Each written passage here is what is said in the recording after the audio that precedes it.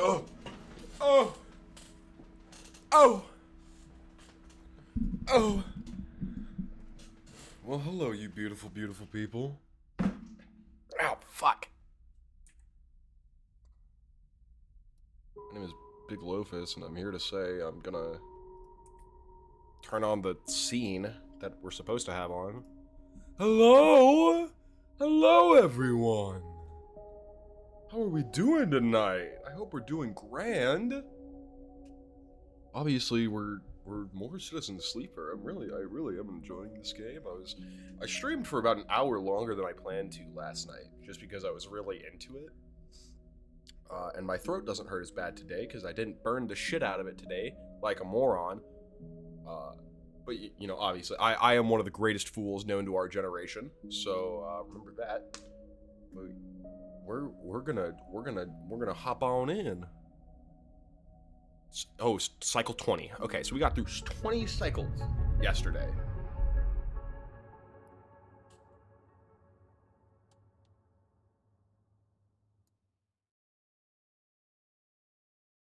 Ooh, a cutie pie I see. Hi, Ash. Hello. Even though my face is all fucked up, you still think I'm cute?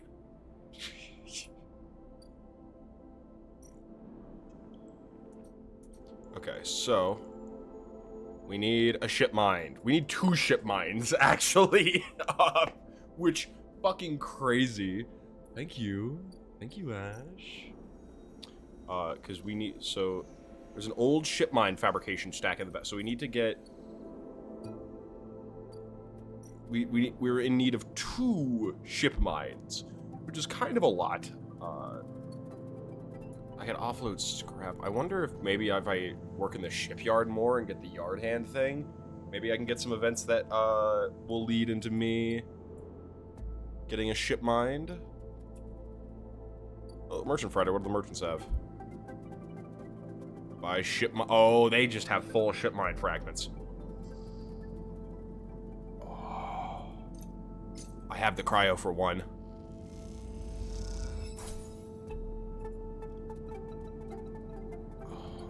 I've got 3 fragments, which I think should be enough for 1, maybe. That's bad news. Fucking Ethan. Bastard. I always forget whether or not these guys pay. I'm at work like usual, but I wanted to pop in and remind you of your cuteness. Thank you, Ash! Thank you! I'm so happy to see. I love getting to see my Ash in chat. That makes me so happy.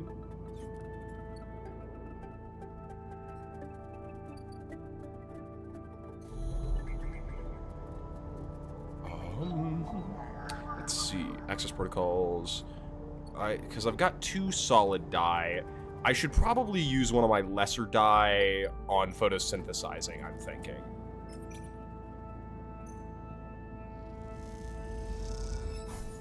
Yeah. See, because that way I just get energy and I don't really have to worry about it much more. I'm gonna need to get a shit ton more cryo because I totally need another. They'll pay a wage to anyone willing to help. Harlequin, stop attacking the computer, sweet baby. Thank you.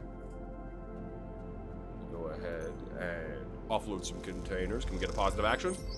Ooh, 15 cryo energy plus. It's just such a. It's not a very large amount of cryo. 15. Like I don't mean to sound greedy. I mean to sound a little greedy. I'm gonna sound a little greedy. I would very much like more. 15 cryo. Alright. The greed is real. I need more cryo! Listen, man. That pretty mercenary asked me to get her a ship mined, and that cool AI also asked me to get him a ship mine, so I need to get them ship mines. Like, those are my buddies, you know? Harlequin, do you have to be knocking shit off my fucking desk? Does that feel good to you? You're gonna hit yourself in the head one day. Just being a little asshole. One moment.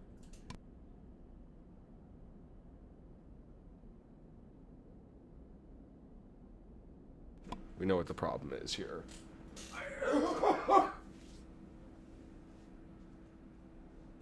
The problem, of course, is that she's evil.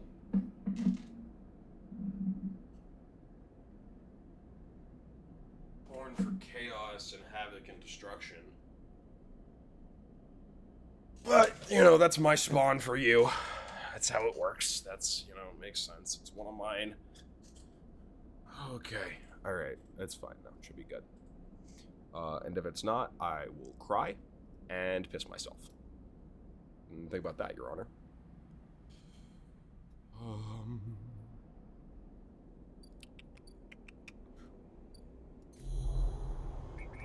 I might get Hunter on my ass, but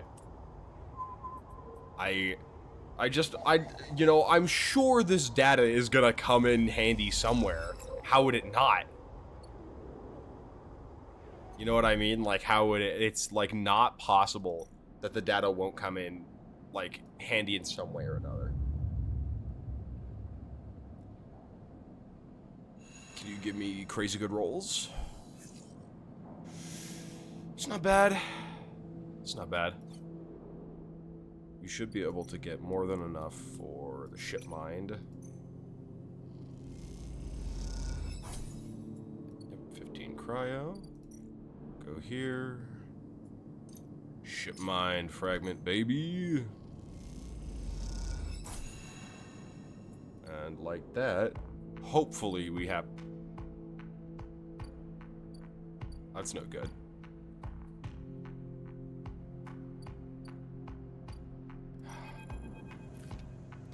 been more than a few cycles since Feng confronted Hardin, and the silence since has been noticeable. In your time with Feng, you haven't exactly found him to be reliable, but you didn't expect to hear the end of whatever plan he put into action. But if he won't come to you, you think as you approach the Haven Age building, it's time to come to him. After all, he did promise to fix your tracker, and you are getting nervous.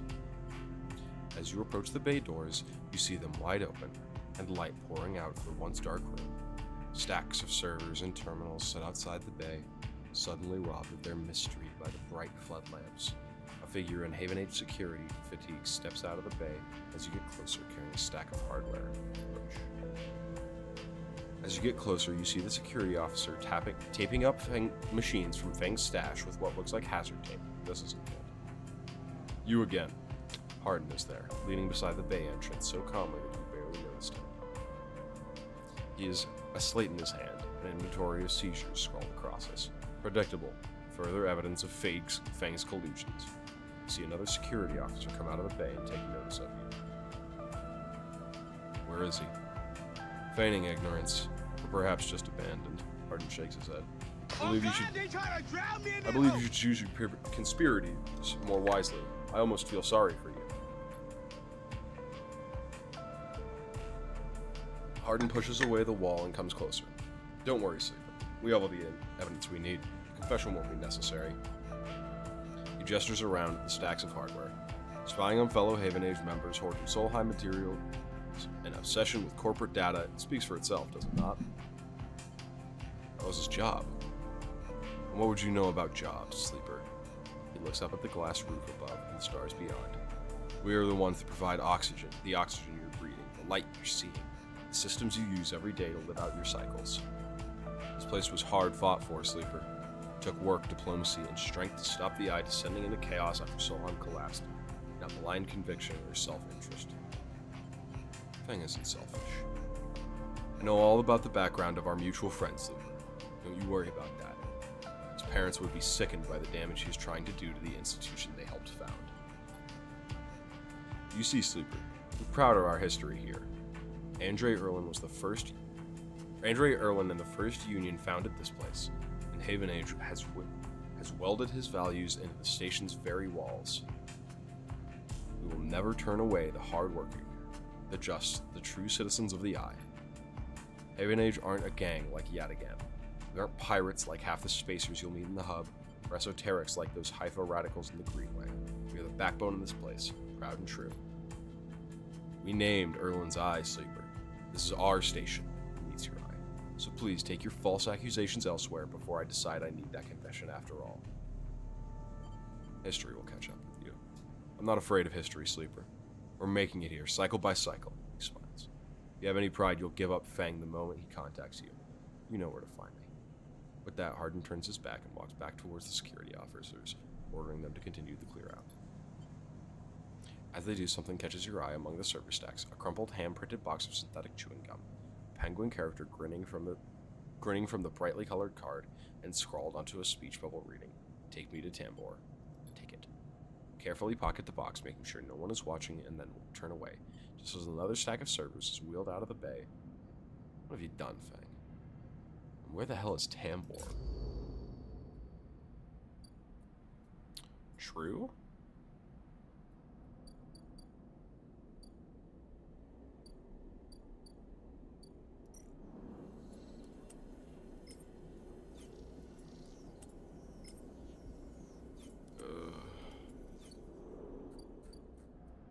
Oh.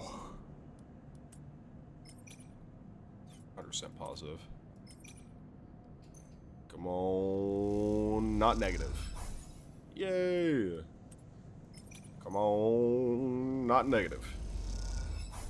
Yay. Alright, now we go to the Ort Exchange. We play the exchange. 50% positive, 50% neutral. Yes. And now we have the cryo to eat.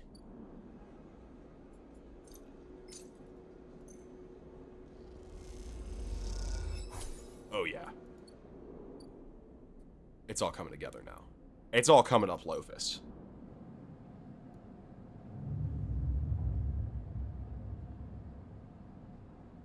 fucking rocking, dude. Ooh, and if that ain't nice, I don't know what is.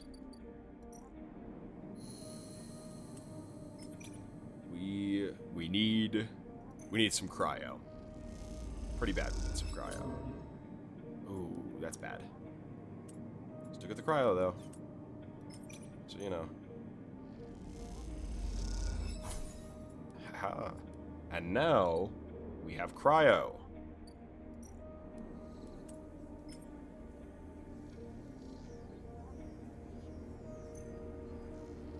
Not negative. Yes. Okay. Then we have one we could do something else with if we really wanted to. These guys leaving? These guys are leaving. Not like I can do anything for them anyway.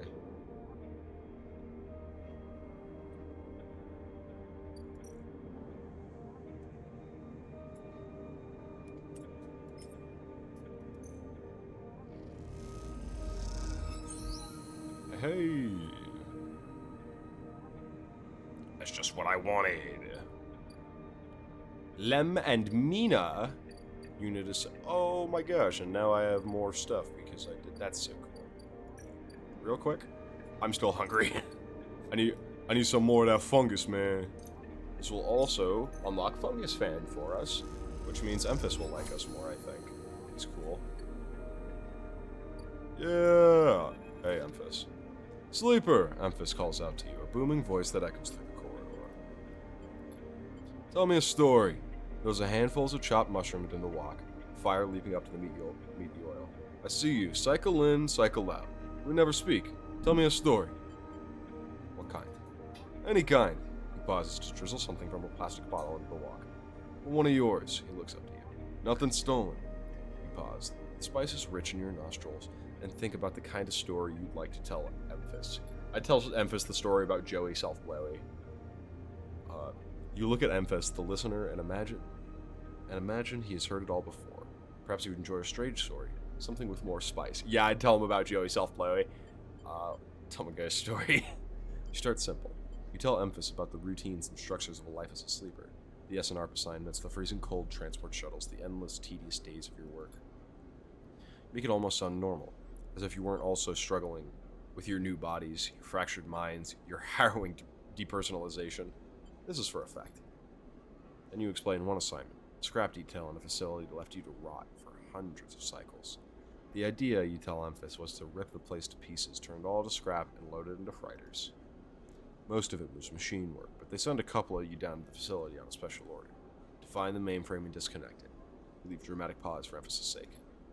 You lean in a little so the smoke of cooking fills your nostrils, and you tell him of the way the place moved, the way it shifted and changed in front of you. The way corridors twisted and pulsed like intestines, and at the rotten heart of it all, you tell him what you found. An empty suit, from which erupted a mass of metal like a tree, like a forest, great chunks of ribbed steel exploding from the faceplate, buttresses of silicon stretching up into the shadows, and a mainframe that screamed when you cut it out. Emphas finishes cooking and squints a little at you. Sleeper, he smiles, you are quite the storyteller. He eyes you, and you realize that he's trying to gauge how honest you have been in your story. Emphas passes you the meal he has cooked, and you take it gratefully. As you eat, he talks, a natural exchange. Thank you, Sleeper. He looks around at the emptying market. My time is done for today. I don't want to keep you any longer, so I'll make a proposal. He gestures at the plastic boxes of ingredients stacked behind his stall. These are good enough for most. Someone told me a story that made me think a couple seconds ago. They said that across the Grap and Greenway, fresh mushrooms grow. Have you heard this? No, I haven't. Neither had I. But I trust the one who told me. Emphas begins packing up his things. Can you bring me some? I cannot cross the gap, and I worry about leaving my things behind. He smiles. I'm sure a storyteller like you could handle the trip. I'll prepare them for you. If you wish to tell it. Be the audience for another story. Agreed? Hell yeah. Good, booms Emphas. Then I'll wait for you to bring him. Emphas slides his walk away and straightens up. I'll prepare a recipe then, Sleeper. Good luck with your foraging. turn away and walk back into the main market with the rich tasteless emphasis food still lingering in your mouth. Stories for food, you think. A trade that seems more than fair. Generous, I would dare say.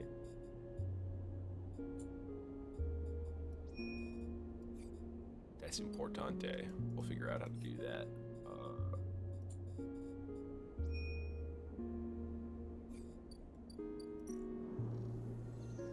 Raw. Gotta fucking... They're leaving. They're going hasta la bye-bye. So are those merchants. I've got more. Haven Age offices. Fragment supply. Sophisticated tech is rare on the eye, so the shipyard is happy to pay you for the shipment. Nope.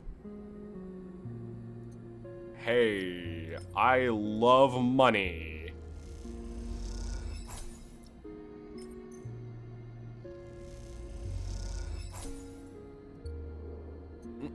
Money. Unit assembly. Okay, and this is more stuff. Junior tech, quality control, ship build spots on the side rail and horizon.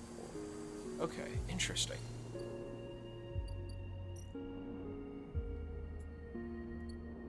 So that's just to like sell stuff. This is stuff. Len and Mia, right?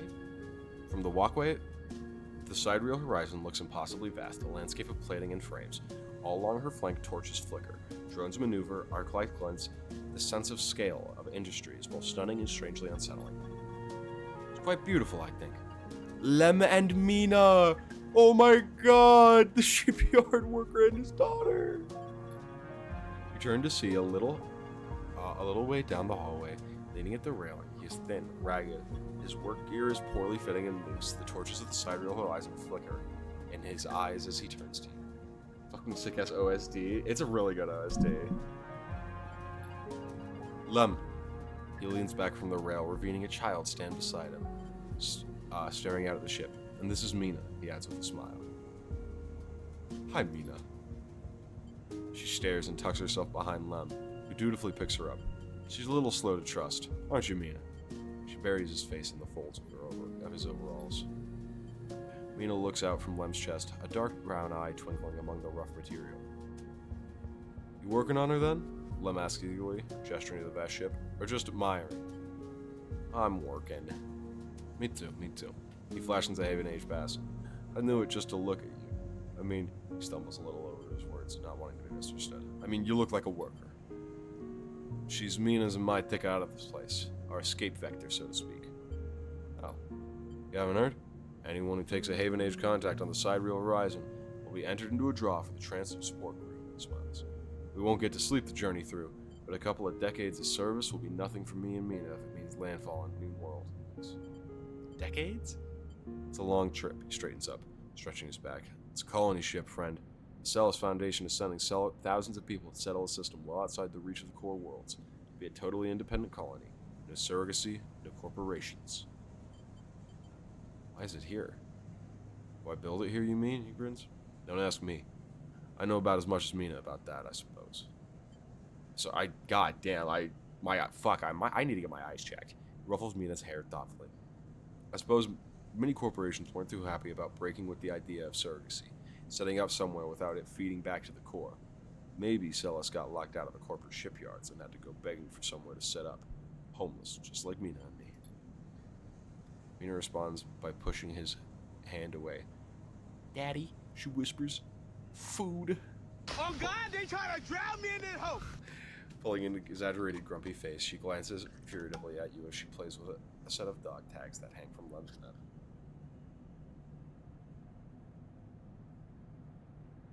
I'm gonna have to refill my water soon.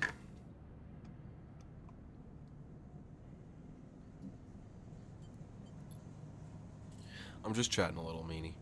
Give Daddy a sec. He turns back to you, and you suddenly notice how tired he looks.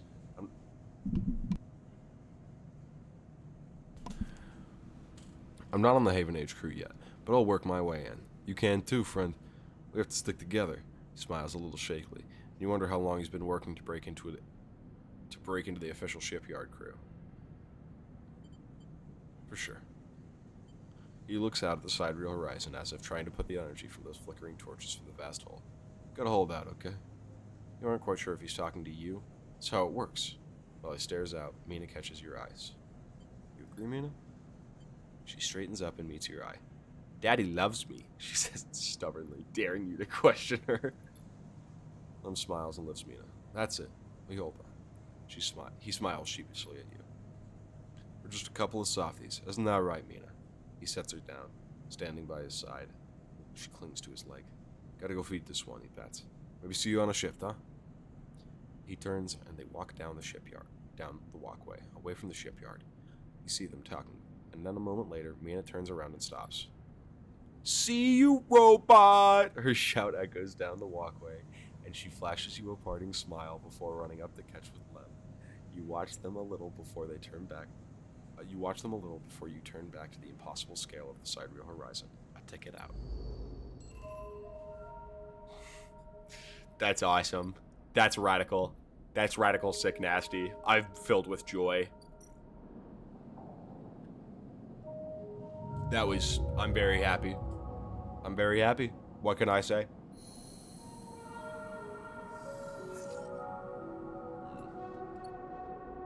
I'm fading.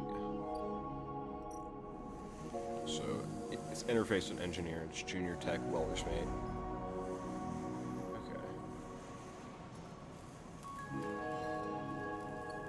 Sheesh. 3 failures is crazy. I gotta avoid that for now, for show. Okay. Hellion Crossing. And Satellites. And then yeah, they're not here. They're not gonna be here for a while. Or Exchange, though. That's something we gotta do. So then, I'm a trusted trader.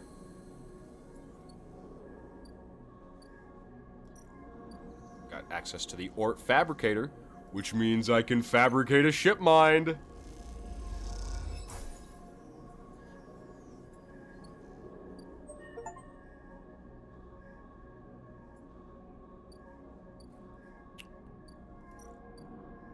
Go to the Ambergris. 1 shipyard core, my good mercenary friend. You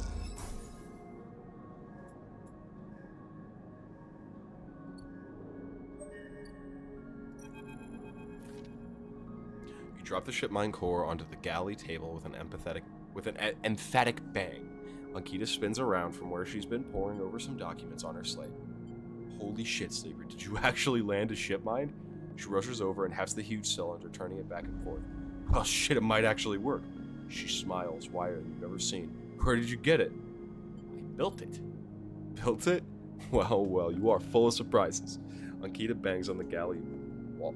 Hear that, Amber? The Sleeper got you a new ship mind. The sound echoes down the ship passages, and you have to admit, being in a small place with Ankita when she's excited is a little intimidating. Ankita puts the ship mind back on the table. I'll start the process of fitting it as soon as I can. I might need your help with some of it. She heads back towards the counter to grab her slate. This isn't the only good news today either. Looks like my good karma is finally coming in. She throws her slate onto the table and spins it so you can see the screen. Take a look at this. You can see a list of names and numbers. Nothing that exciting, along with what looks like a transit timetable. I found them. Thieves. Exactly. Well, the thief, singular. She points to a name on the list. Or more specifically, Ashton Cady. It was his pass that was used to access Amber and slice the ship mind. I thought he might have been killed or robbed, his pass stolen. Turns out he crossed the Founder's Gap the very next cycle. Founder's Gap? The big rift in the station. You can't cross it without the Founder's Ferry. She leans back in her seat. I know some of the crew over at the ferry. Old Mercs used to run an outfit I worked with. I saw them in the Overlook and they mentioned they saw Ashton crossing. I checked the manifest, and there he was. Looks suspicious. He hasn't said a word since the theft. And anyone wanting to hide out might head to the Greenway, go to ground, she flexes. Won't get far, though. There's no real docks out there, only a couple of jetties in the wastes. Going after him? Not yet. First I want to fit the ship mine, she pauses. Maybe you could help me out. Sure, how? It's like this. I head over there, especially in Amber, spot me a mile off and go underground. He'll find the way to slip the station, or he'll bury himself so deep in the wastes no one will ever find him. But you, Ashton doesn't know. All I need for you is to go there and sniff around. Not the commune, not the stacks. He will, God damn, my brain fucking short function there. He will have gone to the edges, the margins, the wild places. That's what Ashton likes. You see him, you locate him, ping me on this. She hands you a comm piece. Seeing as this is merc work, I'll be happy to give you merc pay. She shifts in her seat. The thing is, I haven't got much left. So how about I tell the boys who run the ferry to give you a discount? I know it's not much, but once I grab the coward, I'll pay up. 200 cryo, nothing less. What do you say? Okay. She gives you a heavy whack on the shoulder. Good, I owe you. She lifts the ship mine up onto her shoulder with worrying ease. I'm gonna get this fitted to Amber's core.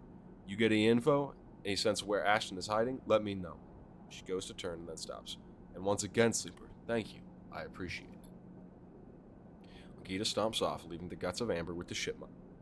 Leaving you in the galley. You glance around, a sudden nervous energy descending at what is to come. You never thought you'd get to work as a mercenary, but then again, it seems the eye is full of surprises. Let's go, merc work!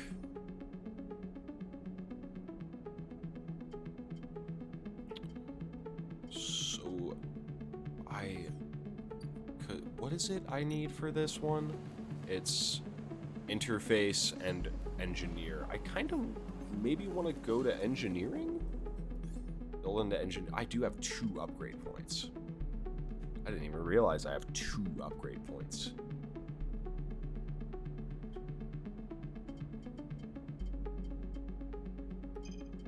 Yeah. We're gonna do some engineering. I think that'll be good.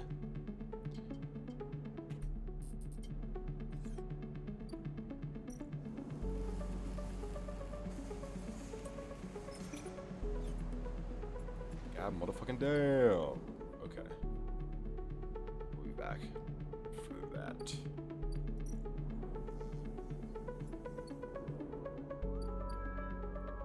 Passage into the low end. Okay, wait. So where is the ferry? I'm not sure.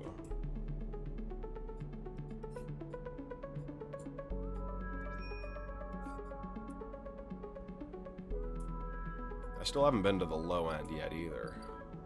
I got some cryo. I got some cryo. Let's go check out this this low end place, huh?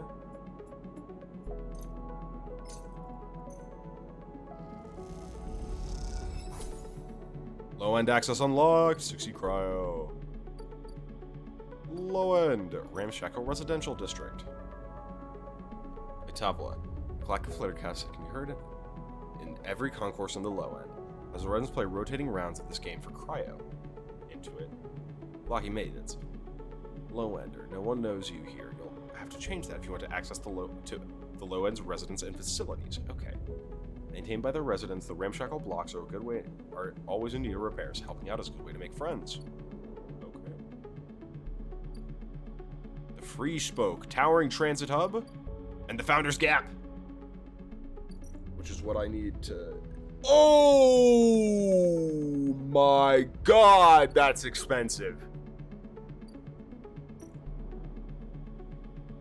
Skill of the Spoke. Blistered with precarious elevators and stairways, the Spoke can be navigated from the outside, but the climb requires bravery. Enter the Spoke. Oh my gosh. Okay. We'll come back to that. Because we do have engineer now. And I like scrap. You bad news bears. Damn, twice in a row. I guess I'll die then. I'm gonna be starving tomorrow. That's fucking sick, nasty, radical.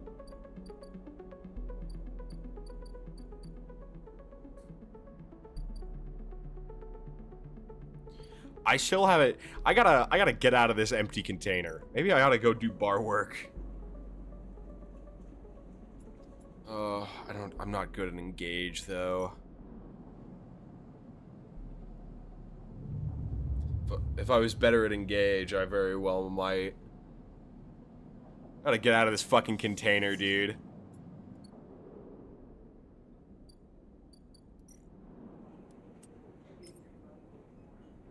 Some bar shifts. I need the cryo.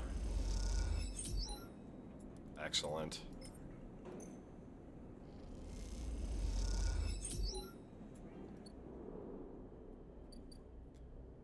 Your Honor, I am in desperate need of cryo.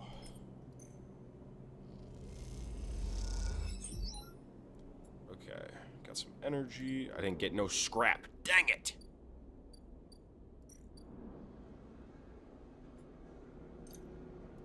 I need food. That douche canoe Ethan is going to be back in a few cycles, and I'm not real excited about that. He's kind of an asshat. I don't really fuck with him, you know. He's kind of a loser ass.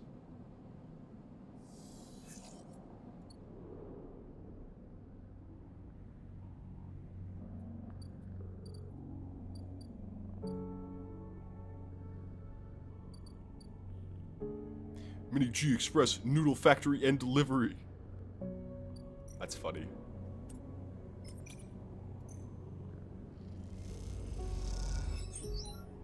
Hey, I get energy.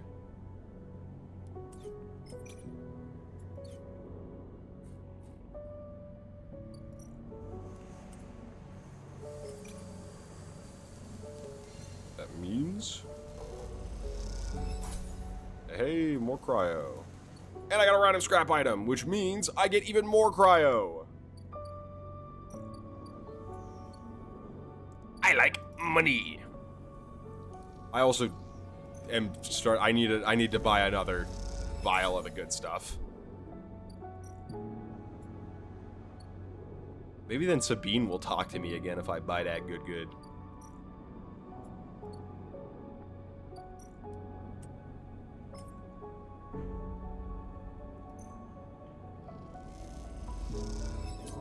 Dang it.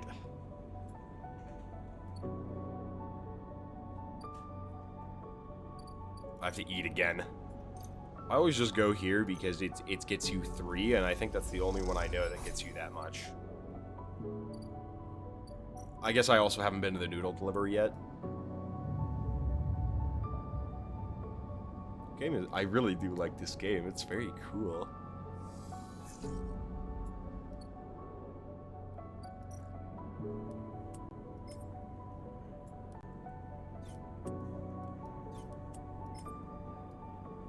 Come on, positive. Yeah. Neutral? Dang it. Well, it's okay. I got energy for Thrill Seeker, so I didn't actually lose anything. The Tambor Tea House!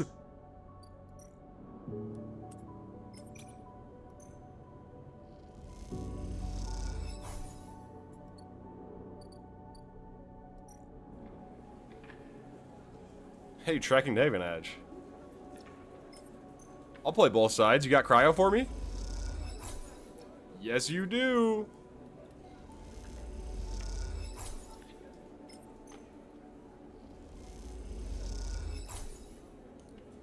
I will hand in that gun box.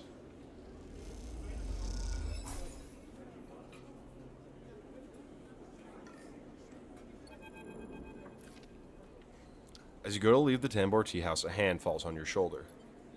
Sleeper, Feng hisses from behind you. How'd you find me? Harden has your hardware. Don't worry about that, Feng smells. He has no idea what to do with it. Feng guides you down a set of stairs to one of Tambor's lower levels. The tea house is stacked with curved mezzanines, all connected by a central atrium.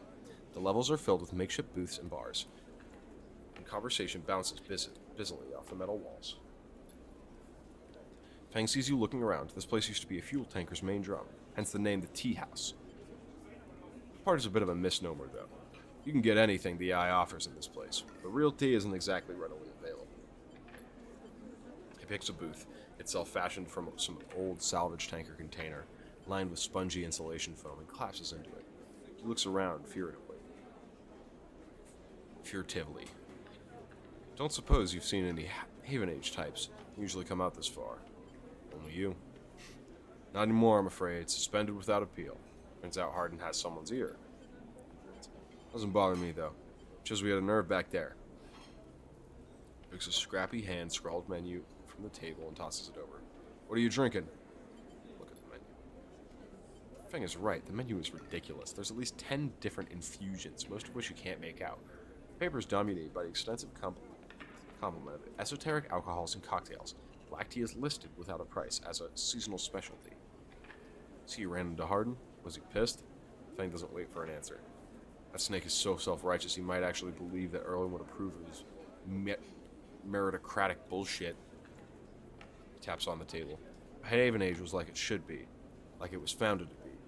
They would have shouted him down at any council meeting he dared to mention true citizens. He sighs. But I guess he's kind of run the place now. The young woman with a vine tattoo, snaking up her arm, turns to the booth, a slate in hand. Your order? You skim the menu, your eyes glazing over. Time to pick something. A Girol neat. Fen taps the table to order the same. And you, she begins, looking at Feng. When she sees him, she suddenly stops. What the? Feng shrinks a little. You're supposed to be working. This is your shift. He cringed sheepishly. You work here? Feng waves just to be quiet. Look, Jenna, let's just say this is my break. My friend here's been through a lot. Jenna looks between the two of you. Cough. Jenna gives you a look like a hard vacuum. 2 minutes, says Jenna, pointing at Feng. And only because I don't want to get dragged into whatever this is. She gestures to the table and walks off. What? Feng stretches out in the booth. You know how it is. We all have to eat. Plus, he leans in. It's the blessed place around here to find a person you might be looking for. Who? One of the web of connections that Hardin pinged the moment we confronted him? Those are his collaborators. We want to understand what a Solheim executive might be getting up to on the eye. Those are the people we have to find. Feng is almost whispering now. There's a couple of them I suspect are in the low end. And well, almost everyone in the low end comes through this place at one time or another. Brings a modified slate out on the table. I've set this up so that anyone with the network signature I'm looking for comes into close proximity, it'll mark them. Once they are marked, we can break through their access protocols and get the good stuff inside. We just have to find them first. Hence my moonlighting as a waiter. Suddenly a smile goes on his face. Wait, I have an idea. Oh no. Look, I can't cover enough the low end on my own. And so far, I've had no matches in this place. With the two of us, we can cover more ground. How?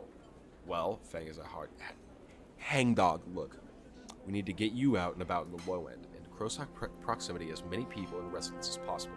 As it turns out, my friend Minji needs some help with deliveries. Is it Minji Express? So you already know him. Perfect. Feng takes a tiny receiver on the table. This connects to my slate. It runs the same marking protocols if you're near any of our targets. So all you have to do is take some delivery shifts for old Minji, and soon enough, we'll have the place covered. Feng. Would you give me that? Think I like working here? And I thought you could use the tips. We're in this together, right? Are we? Yes. You think Hardin is happy to have you wandering around this place? He might have let you wander off for now, but I'm sure he has his eye on you. This is on you too. Feng slips his slate back into his clothes. Just head on up to Minji Express, take a delivery shift, and we'll see what shakes up. Manage to find anyone, extract any data, bring it right down to me. They have me on the double shift, so I shouldn't be hard to find. Jenna walks past carrying a tray of drinks, and sharply catches Feng's eye. I don't think she's bringing a drink. He stands. I think it's time we call this meeting to a close. You grab the receiver from the table and slip it into a pocket.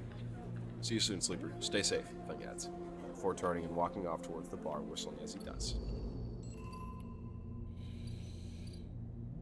Dickhead's gonna be back tomorrow.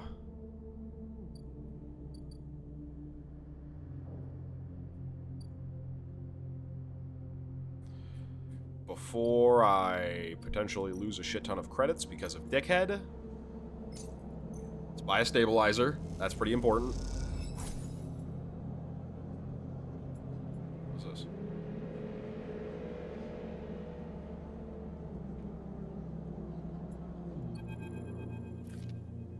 As you quickly leave the surgery, eager to be away from Toshiro's glare, you notice something wrapped around the stabilizer vial clutched tightly in your hand. You open your hand, and a thin film marked with holes and sigils unrolls around the vial. At one end, it has a hard metal strip and a handle. Expect the film. You hold the cloudy film up to the light. It is perforated with ornate pattern of holes. You can make out the word among the markings. Passkey. Is this an entry key for somewhere? Inspect the handle. The metal handle is worn and pitted. You can see a set of numbers imprinted into it. 207F. And then crudely sketched into the handle at some later date. Low end. For a moment, you consider going back to the surgery to return the key and then quickly think better of it.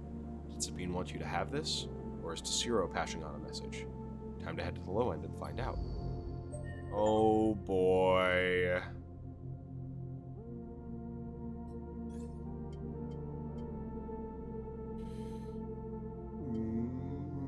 Oh boy. Engage, baby. 207F. You find the entrance to the apartment. Its passkey symbol obscured beneath layers of graffiti. Who lives here? I don't know. Let's find out. Apartment unlocked. As you push the door open, the automatic lights flicker on inside the apartment. They reveal yellow plastic panels, the curved shape of wall-mounted utility units, the detritus of routine life arranged on every surface. You step inside, clicking the door shut behind the amber light of the aging fixtures. Everything with the pale orange. The work surfaces hold a variety of objects indistinct in the dull lighting. A pale blue light drifts from the doorway at the end of the room. Inspect the surfaces. Smudges through the thin layer of dust suggest a recent rare and hurried visit. You trace a path to the water dispenser, then auto wash, into a cabinet still half open. On the shelf sits an empty pill case. Go to the doorway. Across the cramped utility room with its auto wash dispensers. Water closet towards the doorway. Through the doorway is a dark, warm room. Lit only by the faint glow of a terminal screen. Inspect the room. A bunk is tucked into the wall. The blankets ruffled. A wall desk glitters with rows of vials and containers. A briefcase lab sits open, loaded with rows of reagents and compounds you do not recognize. In comparison, this room is clean, ordered, controlled. Approach the terminal. As you approach, there's a crackle from somewhere in the dark. Sleeper. Sabine's voice shakily echoes through the apartment. Welcome to my home. I'm sorry I can't be there. I've had to make alternate arrangements. You hear rattling noises. Static. I was able to record this message, but I don't dare to show my face. Something is happening within yet again. I no longer trust them. Their voice becomes distant, slipping behind the background noise. I have something to ask of you. I want you to get me out. Yet again, we're supposed to hide me, to protect me after everything that happened. I was desperate, and then after that, I was too tired to care. A noise like wave passes over the recording, but I'm done with them now. I want out. Screw the debt. But I need insurance, something I can hold against them. I have my suspicions, but I can't be sure. I need information, and, as you know, you need me. A pause, something clicking in the dark. This isn't a threat. You have to understand my position here. Another pause. I know sleepers. I've been here before. I can help you, but not with Yadigan's noose around my neck. Get me data, get me information, get me something that I can use against Yadigan, and I can get you out, and you can get what you need, please. Leave this data cut into it. Bring it here to my terminal. I'll get to it when I can. Look around the tidy room and try to imagine Sabine living here. Working at the desk, sleeping in the bunk, blinking into the terminal in the dark. The recording cuts to static, then fills the room with light hiss and silence. Access the terminal. You sit in front of the humming terminal and hit a few keys. Sabine has left an access port open, but the rest is encrypted, locked away behind passcodes. It seems Sabine might trust you as much as they want you to think. Who does Sabine need to hide from? And what debt do they owe to Yadigan? Try to assemble the pieces, but too many are missing. The only thing you know is that without stabilizer, your body will die.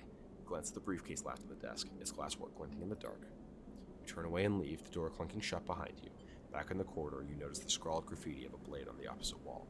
Yet again, you feel yourself being drawn into something you don't quite understand. Oh, they need Yadigan data, and I just gave all that away. That's not good for me. Is there more? Perhaps.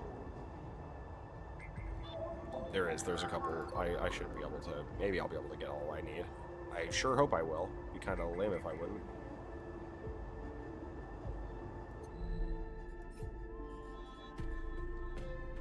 Okay.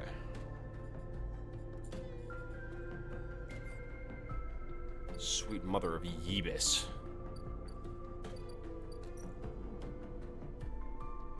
That's not where I meant to be. And here I was hoping I might end up free from the container.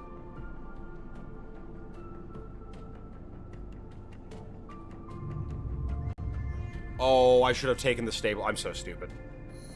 That's whatever. I'll take the stabilizer tomorrow. I'm declining today. Yeah, I definitely should have taken the stabilizer.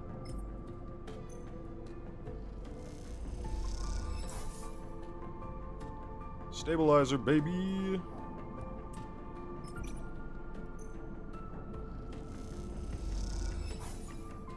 Excellent.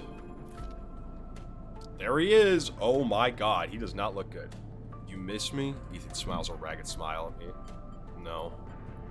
You look at him, he's paler than usual. Hunch. He's sporting a black eye and more than a few cycles of beard growth. There's no way to greet an old friend. Get lost. Ethan's face drop along with all pretense of friendliness. I think you'll want to hear this, sleeper. I think, he says, rapidly shaking his head. You'll really want to hear this. Hear what? Ethan perks up. This is big, really big stuff about you. He seems more jittery than usual, on edge. Remember how S&R canceled that contract on you? Contract I was going to correct? Seriously, Ethan. Well, I'm guessing you were pretty happy about that shit. Overjoyed. Me? I lost everything. Let's not worry about that. He smiles sarcastically. So what did you think? That was it? I was just glad to be done with you. Oh, the feeling was mutual. Except, Ethan leaves a dramatic pause. What if old S&R gave the bounty to someone else? Someone who was even more of a shithead than yours truly. He smiles darkly. What a disaster then that would be. You're bluffing. Sure, you could think that. But then you'll wake up or not, with a bullet in your head one of these cycles. And if you could think, which you won't be able to because of the bullet, you'll be thinking, oh, I wish I'd listened to Ethan and things. Ethan fishes around in his pocket for a slip of paper, then speaking to some friends you see, colleagues about what went down. It turns out, S&R canceled all their bounty contracts, the whole lot. Seems they've bought someone in-house. Some guy who did so well on their last contract that they offered a job. Apparently, he made a hit on this ship called the Winter Wonderland or something.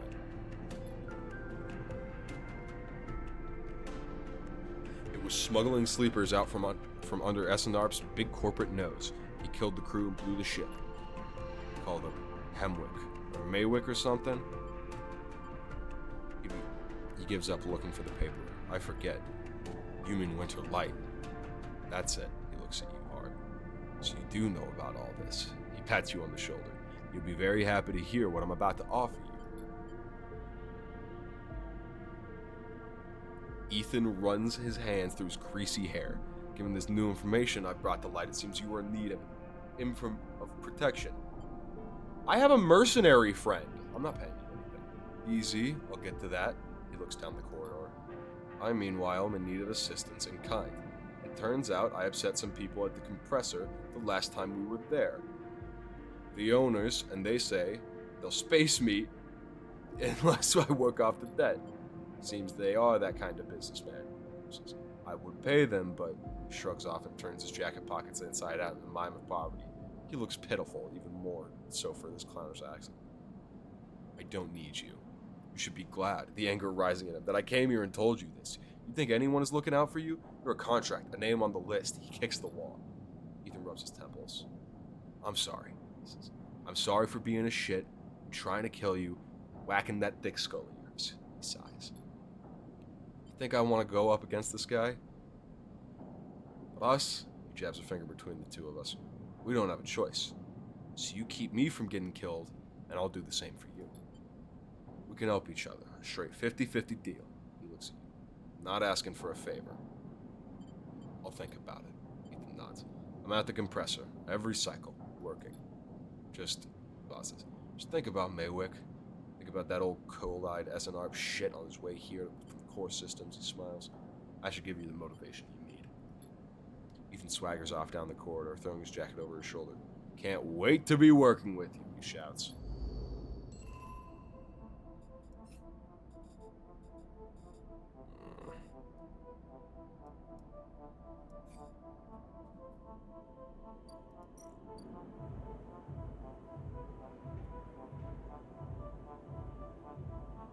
Jesus Christ.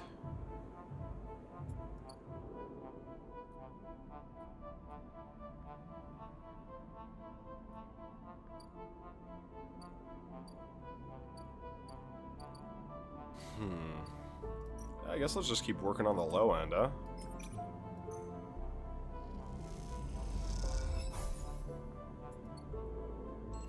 It's fine.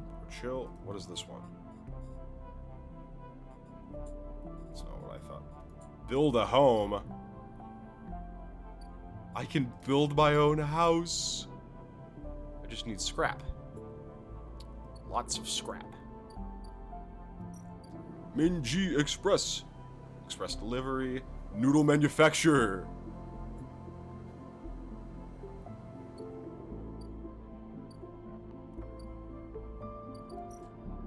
We're making it out of the cycle with this one. Right? Sorry. Maywick. Jeez. Okay. I've got a while before he shows up, though. What if I disable the tracker?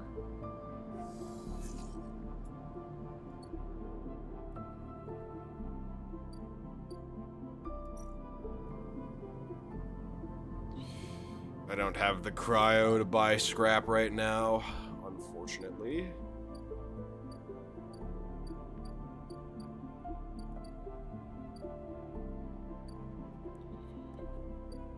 Trying to figure out if there's a good way for me to earn cryo and do something else right now. Probably.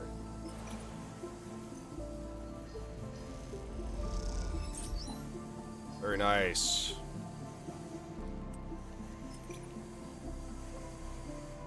Not that one. Not a house. Oh, you're so right, Megan. You're so right.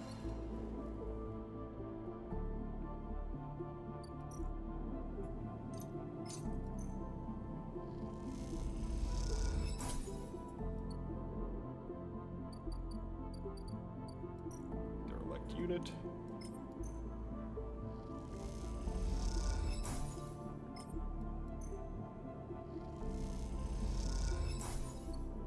Hell yeah, Batman. Should be able to finish the Overlook, too. Don't do negative. Good service. And more cryo. Tala! A girl slides from the... God, they trying to drown me in that hole. Oh...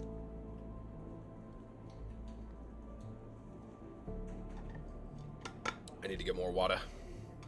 I'll finish this day and then we'll go on a break. The Girl slides from the bottle into the lumpy recycled glass, a pale grassy yellow under the Overlook's warm lights. The spacer nods and takes the drink, bringing it up to their face in both hands like an offering bowl. This is the good stuff. Stuff Tala says is aged and wooden cast, stored in some closed-off part of the old station, among corroded wires and softly looping systems, though sometimes it is hard to tell if Tala is joking. Welcome back to streaming and good hydration. So right. Either way, you like pouring this stuff. It gets on your fingers, and if you rub them together, you can smell the mossy drink, cut through with aniseed, mushrooms, wood as the alcohol evaporates. You like those who order it too. The aged Girl is kept beneath the bar, open to order only by those who know it's there, like the quiet spacer sitting at the bar right now. Watch the spacer. They are far enough away that you can freely watch them as you close the bottle and tuck it beneath the bar. You call them a spacer because they bear the hallmarks. Pale, vac-suited, burn-boned, and hunched beneath the weight of the station's spin gravity. The time you close your eyes, you look the less you see the type. Pale eyes, almost gray, but kind. Delicate fingers that lightly drum the bar as if it was an instrument. A shock of black hair almost covering a forehead scar. Scars are something you have learned to value. They are what marks out your body from the hundreds, maybe thousands, who knows, of similar models that rolled out of SNR's biolabs. You find yourself rubbing on your forearm, a rough little split, something that on the good days you might think of as a mark of defiance. Suddenly you hear a heavy clunking at the door. It creaks open as a huge cylindrical metal cank tunnels through, slamming into the floor. Shit, Tala breathes in, a whirl of hair and bright eyes. Shit, shit, shit. Tala? Okay, never mind. Sleeper! She ducks behind the bar and comes over. Can you help with this? Look at the huge metal tank suspiciously. I'm coming. You come around the bar and get to one side of the tank. Okay, says Tala. On my count. 1, 2, 3. You both heave the tank up to standing somehow. You hold it in place, struggling to keep it steady. Where's this going? In the back, comes a voice from behind the tank. Somehow you manage to lug the huge thing into the back room, where you place it in one corner, dwarfing the rest of the contents in the cramped space. As you do, you hear a crunch. You stand back and look at the expired rations oozing out from under the tank. Oh shit, Tal looks at you apologetically. I know you liked those. Good riddance. It smiles. Oh, good. I thought maybe liking expired rations was some kind of sleeper thing. You push the crushed rations to one side. That's the end of that. Tala looks exhausted and rubs her shoulders. Francis, I swear to... Something up? Yes, she sighs. You're supposed to be back from Edine's up in the Greenway by now. Back with our G-roll. She leans up against the tank. It seems like he's got lost again. We're during the Haifa commune. We need that G-roll. There's 4 other bars near here, and the spacers sure as hell don't come to the Overlook from the ambience. She looks through the open door to check if anybody can hear her. She knocks on the hollow tank. So I'm taking matters into my own hands, she smiles. Welcome, sleeper, to the Overlook Distillery. You look around at the dank back room. You must be joking. She gives you an unimpressed look. Where's your imagination? This'll work. We need some help, though, she shrugs. You up for it? She knocks on the tank again. Could be fun. Happy to help. Okay, she grabs you by the shoulders. I'm excited. She turns around and looks at the tank. We reckon we chop this thing in half, one half for fermentation, the other half first. We turn into a still. We also need to gather up the ingredients. She turns back and looks at you. You look more like a chopper than a gatherer. So how about you build the still and tub while I work on the rest? Oh wait, sleeper, I have an idea. Tala is grinning now and making you nervous. To make up for the rations, how about we put a kitchen in here too? Will it fit? We'll make it work. She turns back to the tank. It's gonna be great, she says to herself. Look at the dented tank in the bare room. At least she has vision. Tala nudges you out of the back room and closes the door. As you go back to the bar, you hear banging and thumping begin. The spacer finishes up their drink and nods in your direction as they leave. You can't quite tell if it's a gesture of sympathy or good luck. So much for a quiet shift. No, but that's so fun. Build the still as engineer.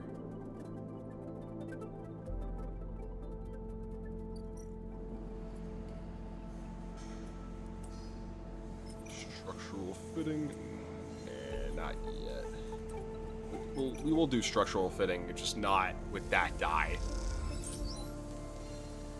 Plenty of cryo. I wish I got some scrap from that, but you know, we live a life.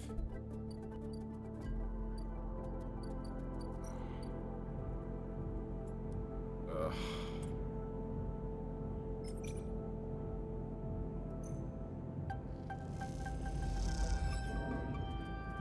Okay, that's fine. Thank you, Thrill Seeker. Offload some more scrap.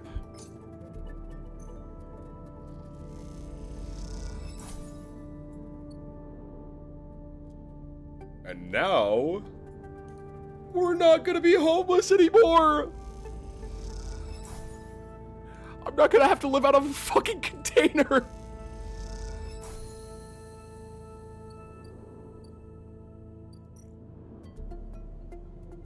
Seal unit. With all the materials, the unit should now need sealing section by section to be usable. It's a laborious task. The outcome is worth it. We're working on it. Oh my god. Oh my god, I won't be homeless anymore.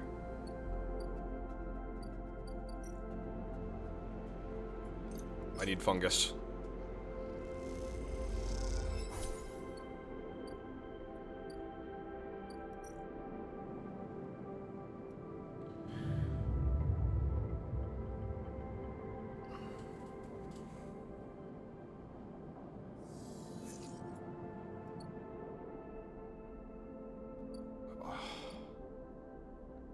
This is frickin' awesome.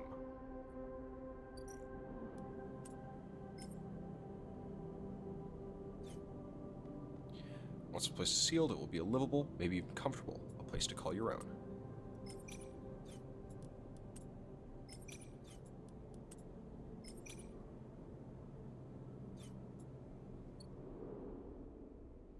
I did say I was gonna break after the last day, and then I didn't. So now, you know, we're kind of, you know what? Fuck you. I'm breaking. I haven't even started the day in reality.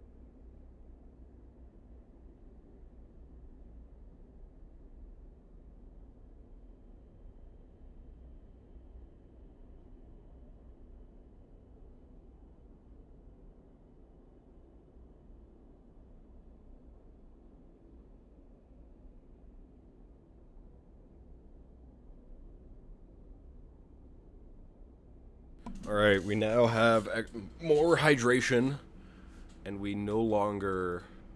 Oh! That was the wrong one. I didn't need a close-up. We'll no longer have to worry about nothing. Let's frickin' get to work. I would like your... My loaf! Madeline! Hello, Mad. I hope you are doing well tonight. It's so wonderful. Those familiar threads wrap around you, bind you, test you. Entity, submit. Hunter's strange head bobs in your vision. Your ally in the sealed dock cannot save you. In that globed head you see whirring strings of data, so many spinning there, that they are threatened to tear the voice out through thin skin and whip the crete out. Oh my gosh, I'm good. Hook on painkiller, baby. Hook on painkiller, baby. I'm doing good today. I'm really enjoying Citizen Sleeper. It's really good. In that globed head, you see whirling strings of data, so many spinning there that they threaten to tear through the skin and whip out into the void around. What happened to this creature? The threads squeeze you. Do you lose any sympathy you might have had? You must escape. Strike. You lash out once more, pushing Hunter back, severing threads that regrow as fast as they are broken. As you slip away, you realize you have to find a way to deal with Hunter once and for all. This is getting too dangerous. Ooh, my gosh, it damaged me. That damaged me a lot.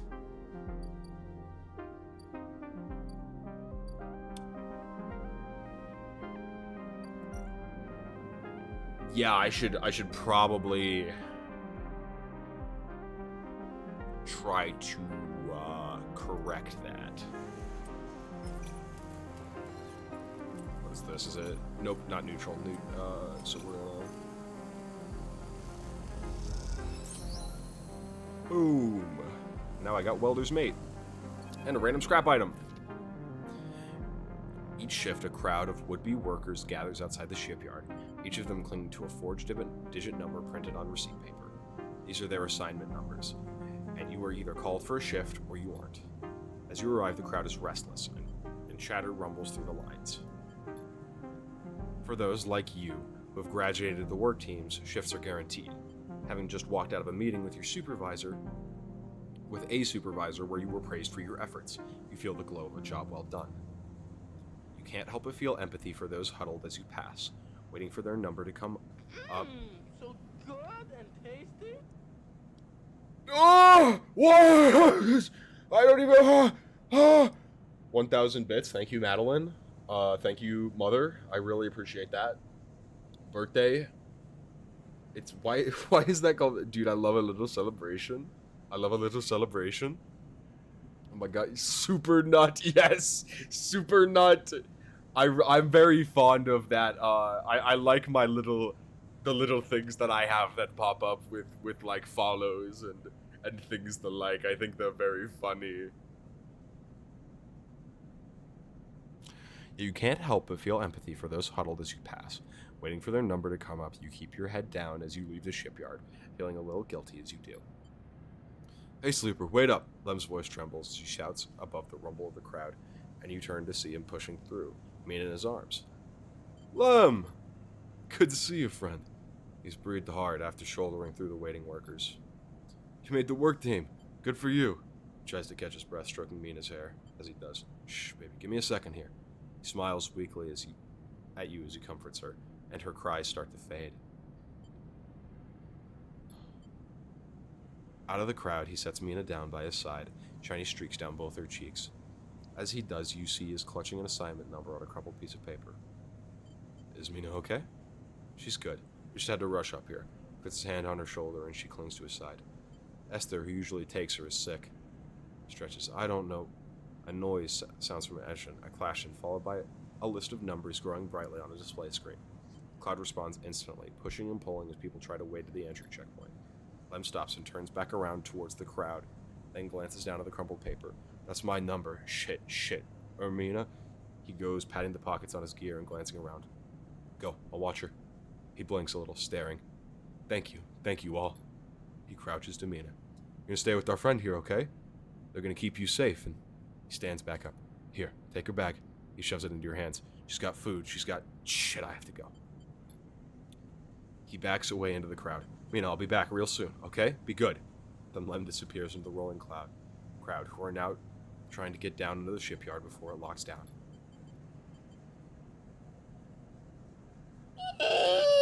I would destroy it for her. Mina stands staring, suddenly small without Lem at her side. She fixes you with a dark-eyed look you can't quite read. Let's move. She holds the stare unmoving. The two parallel tear tracks still glint on her cheeks. You okay, Mina? She sniffs and looks down. Look at the bag seat. You unlatch at the top of the bag and see a few metal containers, fashioned from scrap components. A battered slate sits on top, blinking a low battery warning, and tucked beside it is a ragged rabbit, hand sewn. Take the rabbit.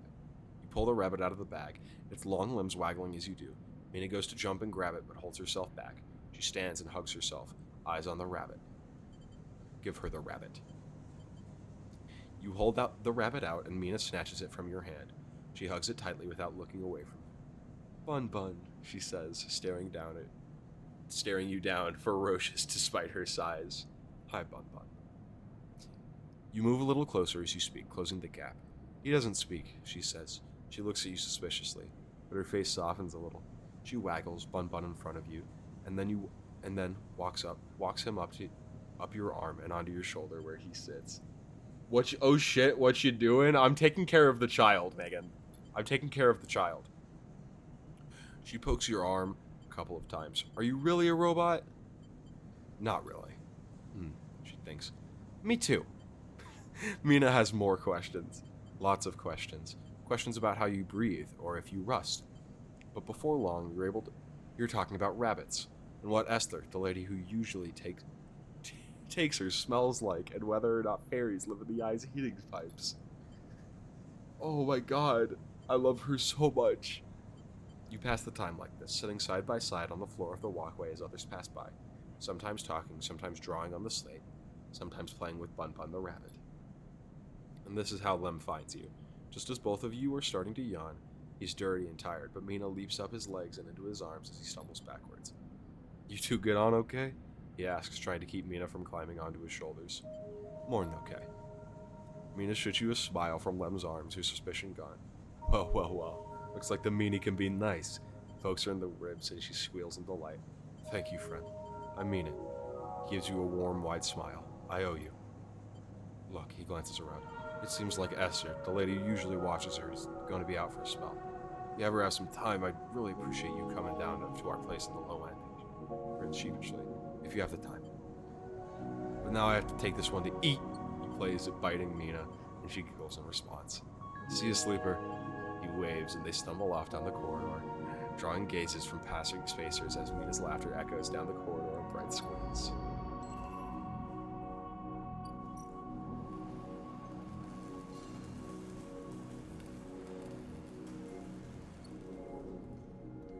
Oh, I got me a babysitting gig. So true.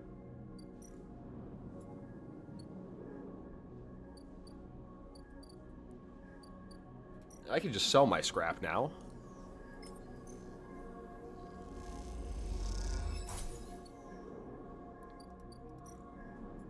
Come on, ship mind. Come on, ship mind. Yeah, baby! Worf.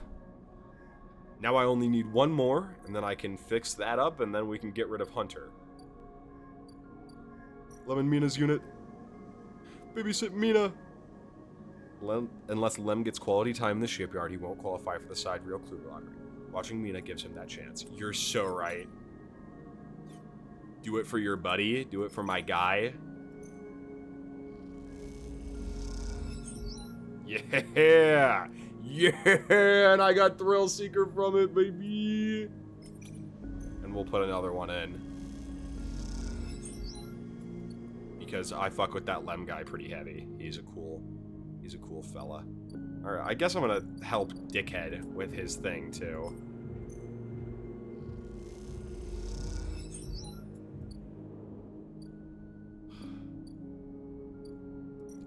We're getting out of this fucking crate, dude. We're getting out of the fucking crate.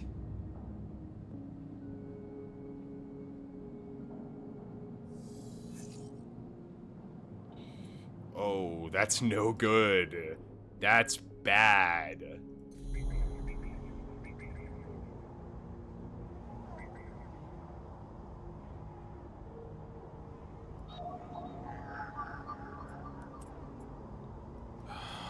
What's Hunter at right now?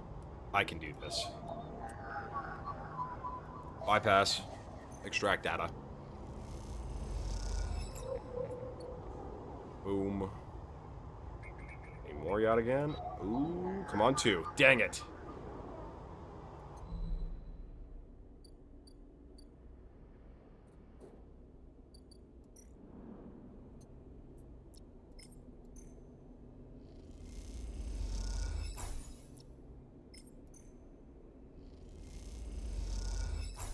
Alright.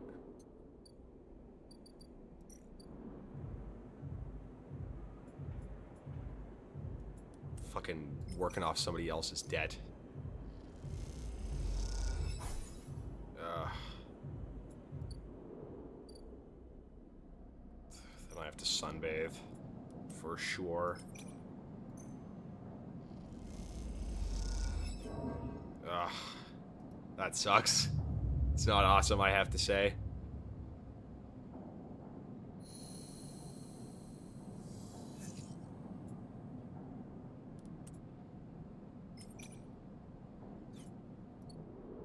It's fine. Everything is gonna be fine. This is important work, alright? You can't judge me for using my high roll on this. I ticket out. And energy! I didn't realize I would get energy from that. She's asleep, whispers Lem, creeping back out of the unit's tiny bedroom, sliding the door shut as she does. You approach at a thin bar in the main room, the slate in front of you still glowing with Mina and your drawings from a cycle spent together. There's a ring, the only word Mina has known, with stick figures. The only world! Jesus! Stick figures standing along its edge. The tall one is you. Drink, asks Lem, producing a worn-looking bottle of B-roll from under his belt, its contents glowing amber on the fluorescent light. No thanks. Let me pour it at least. You don't want it, I'll drink it later. He laughs and glugs a few fingers into a couple of metal tumblers, then sits down with you at the bar. Cheers, he offers you. You clink the metal containers together. You know, we actually have something to celebrate this time around. Lem gives you a sideway look. I made the assembly team on the side reel. He grins broadly, clearly has been desperate to tell you all cycle. Knew it. Lem holds the drink. You to get there first, friend. I'll get you that. He looks away. Seriously, though, couldn't have done it without you. Keep an eye on little meanie back there. Lem shifts a little on his stool. He looks uncomfortable. How's our girl doing, Sleeper? I haven't seen much of her these past cycles. Doing great. Of course she is. He playfully squeezes your shoulder. Talks about you a lot, you know. Draws you. Glad she has a friend that isn't me. His eyes drift to the bedroom door. You okay? He nods. I can't take all the credit for Mina. She isn't actually mine. He gazes into the middle distance. I pulled her off a refugee shuttle out by one of Ember's moons. The colony was falling apart for decades after Solem collapsed, surviving on next to nothing. Eventually, some of the residents tried to make for the eye on those decrepit old shuttles. He sloshed the drink around in his tumbler. They had no idea what they were doing. The one Mina was on decompressed halfway here. Everyone spaced. The only reason she made it was someone sealed her in a weapon locker. She was ice cold when I reached her. Purple lips. Once I picked her up, she wouldn't let go. The medics treated her with me still clinging to her. With her still clinging to me. He takes a drink. Still not sure why. He reaches over and refills his cup. We weren't exactly anybody's heroes, you understand. We're private military. Hired in by Conway to protect their claims in the collapse. Once I got Mina, that was it. I quit. Got us dumped here. You saved her. I'm going to sound like an idiot now, but she saved me. That's the truth of it. He looks around the decaying unit, its stained plastic and flickering lights. Me? I brought her to this. She was tiny, too small to know what she lost. I can't stop thinking about it. He rubs his eyes dark with tiredness. What if our number doesn't come up in the draw, Sleeper? What then? Side reel will be set off without a thought, leaving us here. What kind of life is that for her? You'll make it. Sorry. I know you don't have it any better. He looks at his cup and pushes it away down the bar. It's a celebration, right? Both of us on the team now. Both of us in with a chance. Together. That's right. We hold on together. Imagine all three of us riding the side rail horizon out of here. Into a new world. He looks into his glass for a moment. I think I drank this too fast. Lem stands and starts to clear the glasses in the auto wash. I need some sleep, friend. See you around. Alright then. He catches your shoulder as you turn to leave. Thank you, sleeper. I mean it, from both of us. He pats your shoulder and you slip into the dark of the walkway with thoughts of little Mina in your mind. Help a friend and have fun with Bun Bun. Oh my god. Oh my god. That's awesome. I've got one upgrade point. I think I'll... And I can...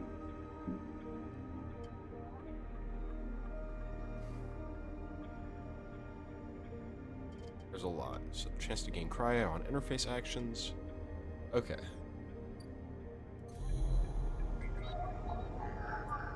Haven Age. Nope. That's a 1. 2. That's a 1.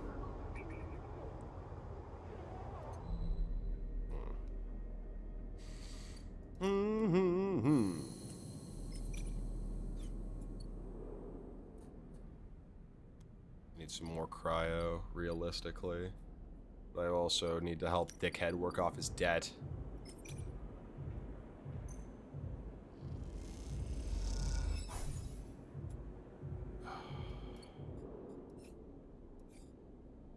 Thank Gorsh for Thrill Seeker. Truly and honestly.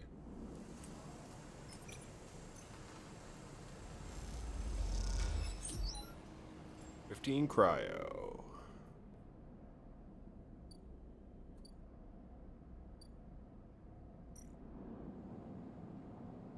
End the cycle.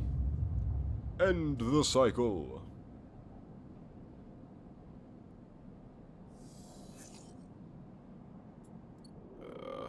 Fucking Maywick. Really not excited about that, like the thought of that guy existing in reality.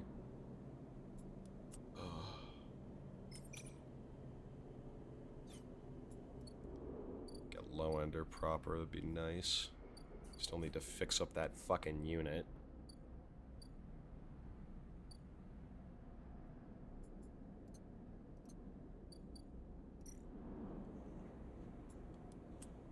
She paying me? She's not. But I get scrap from these things sometimes. So that'll pay.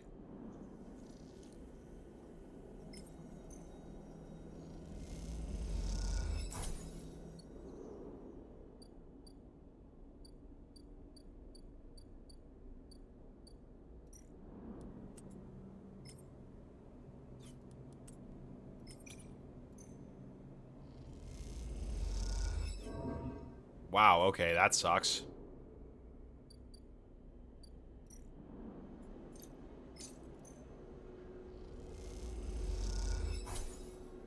Okay. Fungus.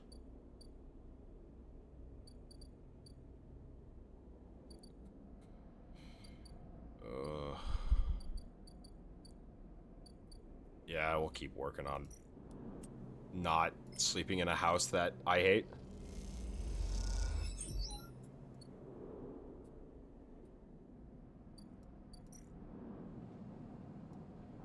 Kind of important, I think.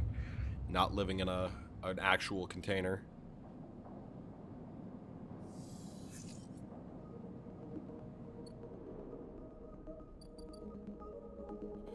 I'm also fading, so I really do need money.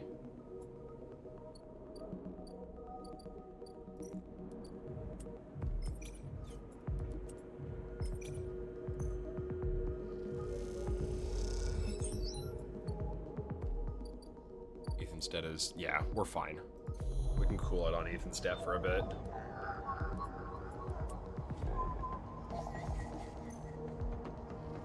all the Yadigan debt for Sabine.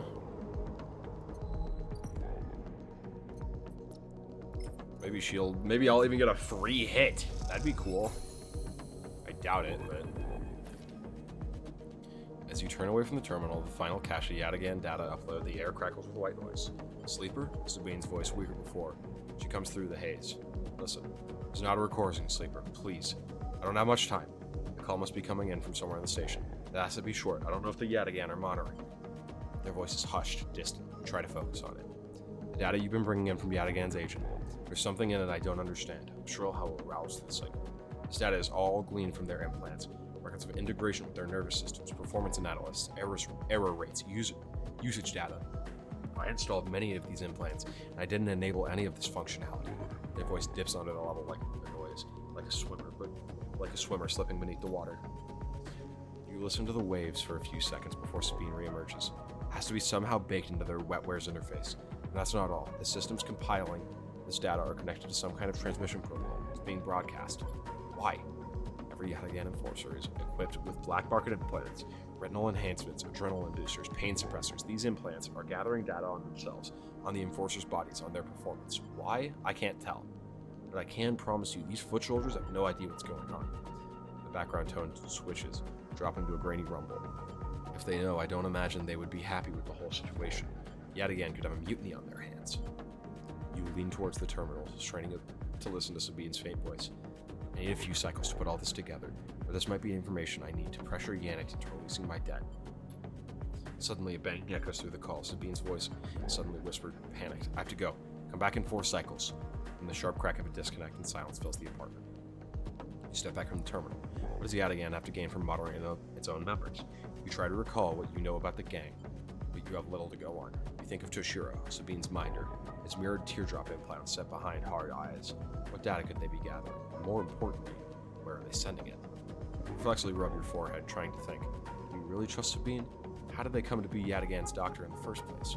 You think of their kindness, their care, but also that glazed look of recognition that they gave you when they first met you. The look stays in your mind as you slip back out of the apartment, glancing around as you close it and drift into the corridors of the station, unable to shake the unpleasant sensation of being observed.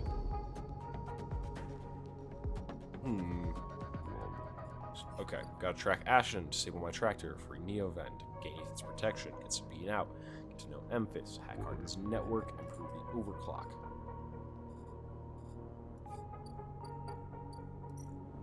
We'll deal with the Minji Express. Wow, that's nothing. I thought it would be like maybe a couple $10. That's nothing. That's none money.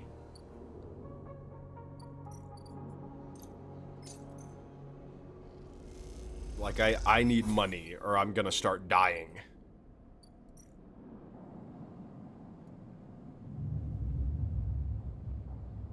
And we don't want that. I think. Yeah, I've started declining. That's bad.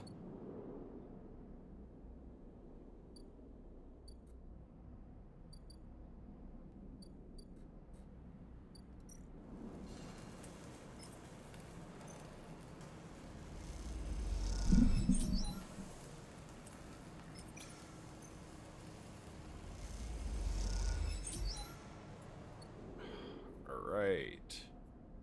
We've made a profit in cryo today. I do still need to eat, though.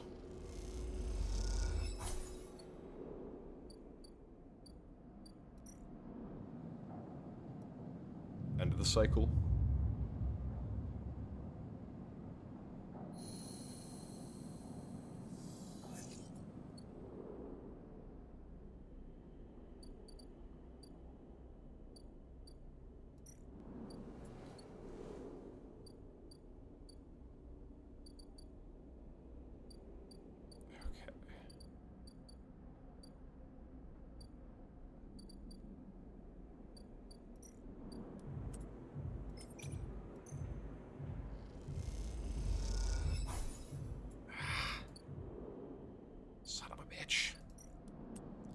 Son of a bitch. Come on, positive. Ah, it's fine. Neutral will work. It's fine. Maywick won't be here for a while still.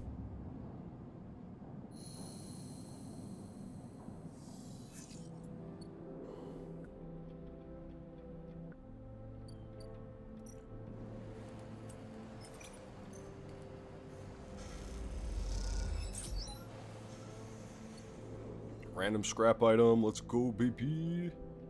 If I can go here, I might be able to, because, yeah, it says he'll feed anybody who does a shift. Energy. Throw scrap components into the ort exchange.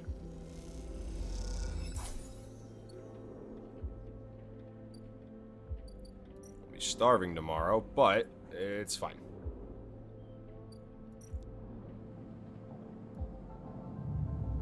The things we do to not be dying.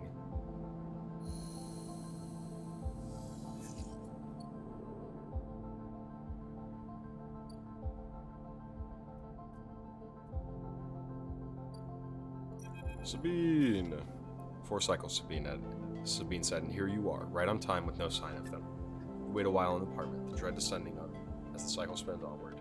They should be here. Check the terminal. Check the terminal and the messages for messages and recordings. Nothing, just the pale glow, the silence. Check the door. Pace back and forth around the apartment. The rumbling of the station suddenly so present and loud. You go to the door and open it to an empty corridor. Close it again.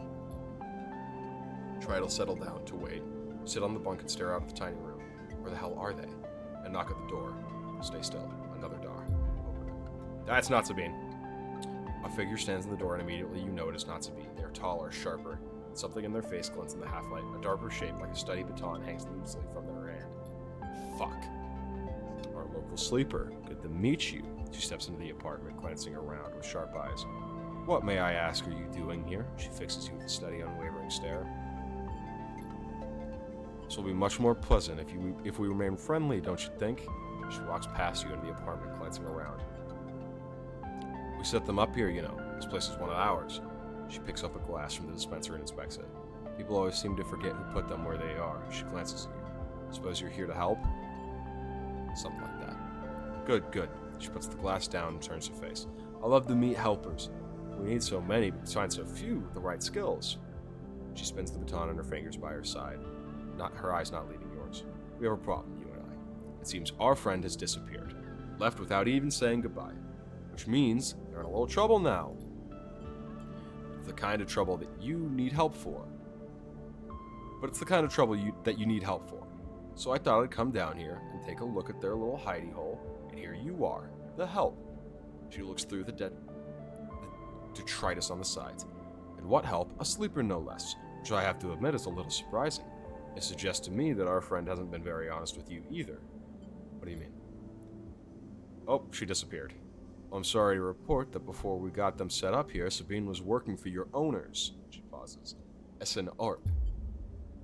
You blink hard at the news, unsure how to take it. Rabia looks away, waiting for an answer. Prove it. Happily.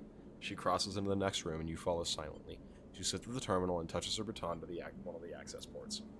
A spark, then the terminal skips, encrypted folders emptying themselves before your eyes. In the flicker of lights, you see SNR letterheads and code forms, reports laden with medical data marked with corporate logos like the sigil of some cult. Rabia steps away from the terminal. Look all you want. Some of your files may even be in there. The volume of documents is overwhelming, but they seem to be mostly reports on early emulation texts, surveys with sleeper candidates, reams and reams of usage data. If Sabine was an SNR employee, why did they help you? Rabia reaches over and places a vial of stabilizer on the desk, breaking your concentration. It shimmers in the screen light, its viscous, clear liquid crystalline within the glass. We will, of course, keep up the supply. We are more than able to dispense important medicines even without the doctor. You hold it between your fingers, and for a tiny moment you have the urge to crush the object for the power it has over you. I'll ask Toshiro to make those a little cheaper for you. He'll be running the surgery now. Rabia closes the briefcase lab and holds it at her side. We have to retrieve our asset, of course, but I'm sure you understand. Rabia turns on her way out. There is no reason for us to be enemies, Sleeper. Come see me. I keep an office nearby. We have good work to do, you and I. Meet me there in a few cycles. She slips out silently in the corridor. Look around the apartment and feel the fear drain out of your body to reveal the tiredness beneath. I have stabilizer! Oh my god, stabilizer! Oh, I love to get a free stabilizer! Oh, I'm thinking maybe scrap repair? A part of me really wants to do, Endure 2, so I think I might. I won't lie. You might say, Lofus, that seems kind of inefficient. And I say to that, fuck you!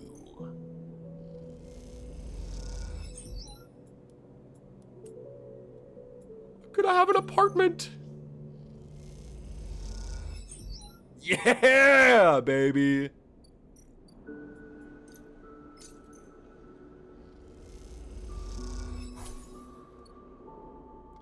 And tomorrow I'll wake up and have 3 dice! Yay! We're stable. We're stable.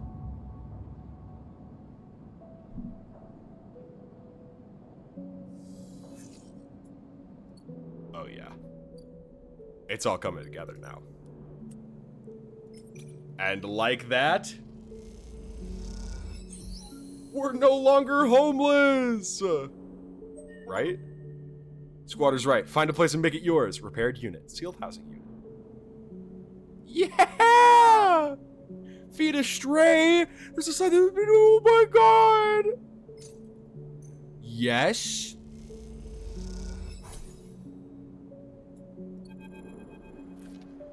The stray! The stray hops up onto a work surface and looks out the unit's small window. It doesn't acknowledge your presence, it just sits there beside the tray of crumbled crackers, staring out at the low end. What is this cat's story? Are there more on the station? You haven't seen another in the low end, but in the vast megastructure, that means little. There could be a whole colony of cats like this one down in the Warrens. You look at its sleek, dark fur and sharp eyes. It doesn't look ragged. It looks at home. In fact, its presence in the unit makes you wonder if this is the stray's apartment which you are squatting in. Watch the stray. Though the stray is looking out at the station, you feel its attention on you, waiting for you to spring your trap. You remain relaxed and watch as something flickers in its eyes, perhaps the reflection of a passing ship. The stray settles a little and starts eating, picking at the broken crackers. You don't remember ever having been this close to an animal.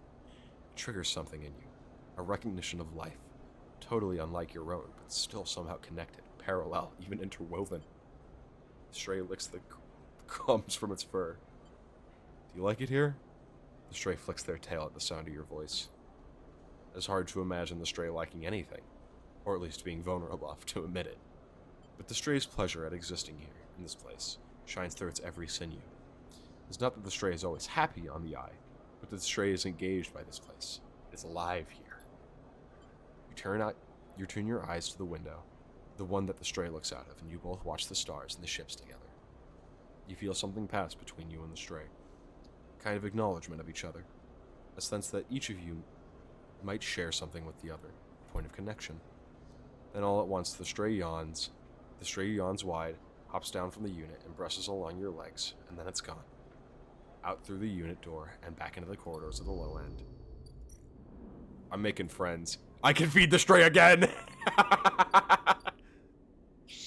Oh, that's awesome.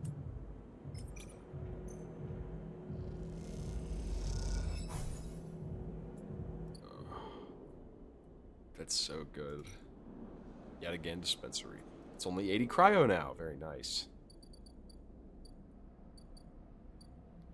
Oh, and I guess I have, like, multiple homes, kinda. That's kinda sick. Or, rather, I can. Hey, more cryo. Just what I need, baby. Cryo and cryo. Alright, come on, let's go gambling. Yeah! And you guys wonder why I love gambling so much.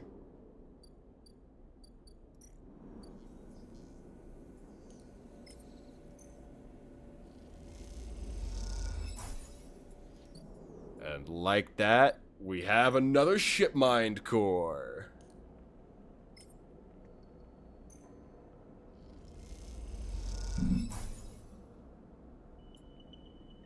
Okay. Let's freaking go, dude. Sleeper, must express plan before we begin. Neovend is impatient. The prospect of being free of the vending machine clearly too much to take. Shipmind has no output features. Will be mute until slotted. What's the plan? Servo monitors in the machine begin to rev. Neovend's anxiety is clear. First, imprint Shipmind. Then slot imprinted Shipmind into physical ports close to Hunter nests. Once slotted, we'll track Hunter at each. Tracking will find core nest. Slot Shipmind at core nest. Show Hunter data to Hunter. Hunter will conclude sentience. Hunter will invoke killer. Sounds simple.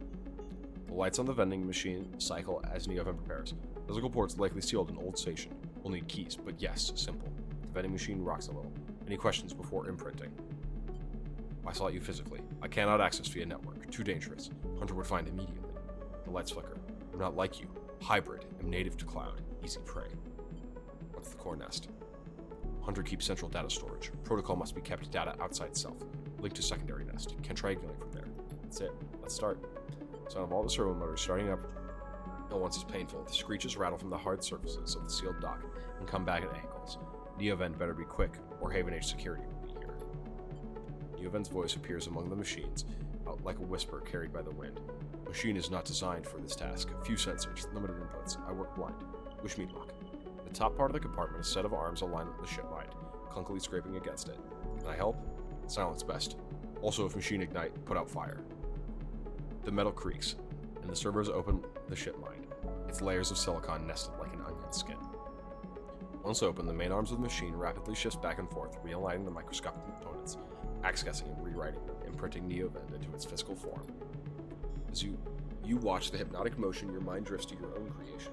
What process were you to emulate your mind? To copy the neural structure of that person who, as far as you know, still sleeps in some distant facility. What was lost? In what ways are you a copy of that person, and in what ways are you something new? You know this much. You are a convenient loophole, a way of circumnavigating the illegality of sentient AI. After all, you are an emulation, not a true digital being. You are neurologically limited, still human. But what would you become if you could escape this frame? Where then would the limits lie? The screeching stops. The machine powers down, dropping the bay into darkness. In the top compartment, the Shipmind is whole again. You reach up and take it down, heavy and cold to the touch. Is Neovend inside this thing, or did the process fail? There's only one way to know. Time to find a nest to slot them into. Oh boy. And now I can have hard to kill, or not hard to kill, +2 to endure, which means this becomes a 3 when I sunbathe. Negative outcome still, go fuck yourself.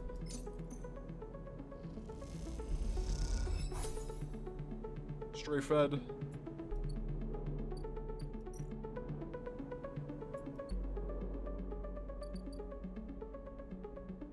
Sealed hunter nest. What do you need?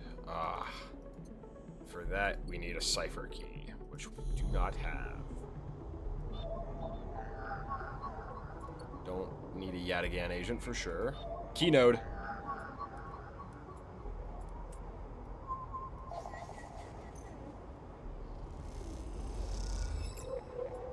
Beautiful.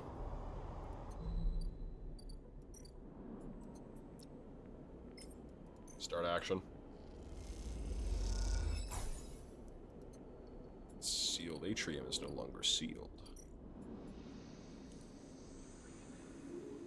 3 hive minds at once slotted. There is a wide choice of open ports.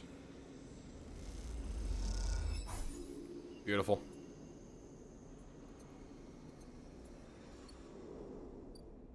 Beautiful. I have to order fungus. I'll have to do some work tomorrow for sure. End cycle, baby.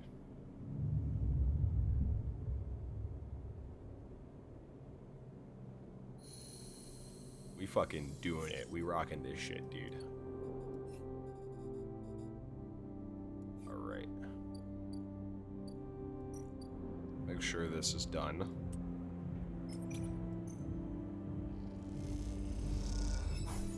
Because this is, unfortunately for me, kind of important. Alright, and your debt is worked off now, fuckface. They're never going to release my dead, the shits. Ethan kicks at a locker and the sound rattles loudly around the room. Ethan paces around the small room, swearing to himself. You watch him from the locker room bench. Why not? Why not? He spits on the floor, an old habit. They're like having sniveling little shits like us to work their club. Saves on the overheads. They get to boss us around. Kicks the lockers again. What do we do? Looks at you. You're asking me? That's your problem, sleeper. No ideas of your own. You tie yourself to idiots like me and then are surprised when you get tracked down into a shitstorm. God damn it, I shouldn't have tried. I can't do it. I can't spend another shift stopping spacers, bringing nail guns into the club, pouring endless shots of pre-roll for ignorant Haven-Age work recruits. He looks at the locker again, threatening it with a final kick. I mean it. I'm gonna go up there and shoot every single one of those shits. He makes a finger gun. Hold on. Don't get all excited. I haven't got my gun, remember? He stops facing. You know, sleeper, it's not a bad idea that you have there. I didn't have an idea. He ignores you. I don't mean shooting up the place. I mean getting the gun. He sits beside you on the bench. Think about it. What am I supposed to do when Maywood gets here? Shout him down? I need that gun if you want me to keep up my end of the deal. It's simple. Explosive personality for a distraction at the front. Places a hand on its own chest. A sneaky sleeper to go in there and go in the back. He pats your chest. What about the dead? We've done our time, and the wounds they've faded. If they don't notice us take the gun, they'll never know it's gone. Plus, he stands up. After my distraction, they'll be happy to see the back of me. Or they'll want you dead even more. Either works. At least I'd never have to see the inside of this shithole again. Gives the locker one last kick for good luck. I know you want to do this. Then we both move as one and meet up in the Bright Market after. Don't take too long, or I really will shoot this place up, he grins. You know I'll do it. Jesus fucking Christ.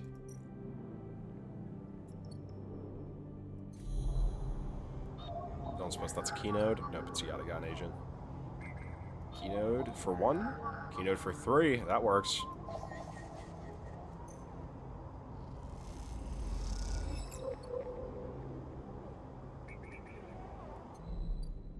Only do this so many times before I get fucking murked by Hunter.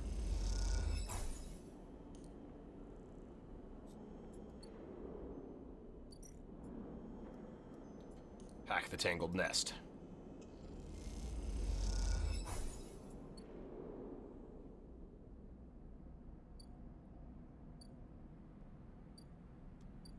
There's the drone bay, which I'm sure is the final place I need to do the thing for.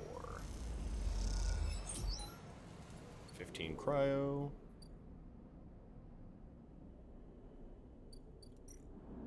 We'll do a sunbathe. Beautiful. And we'll go to emphasis stall, like we always do.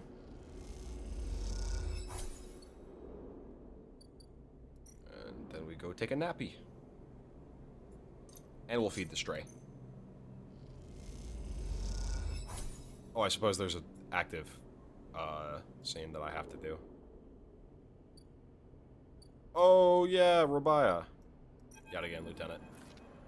As you approach the address Rabaya gave you, a heavy hand falls on your shoulder. What's your business here? The enforcer grips your shoulder, giving a hint of the strength her implants give her. As you turn to see the same subsidiary eyes as Rabaya and Toshiro glinting like mirrors on her cheeks. Jaya, please.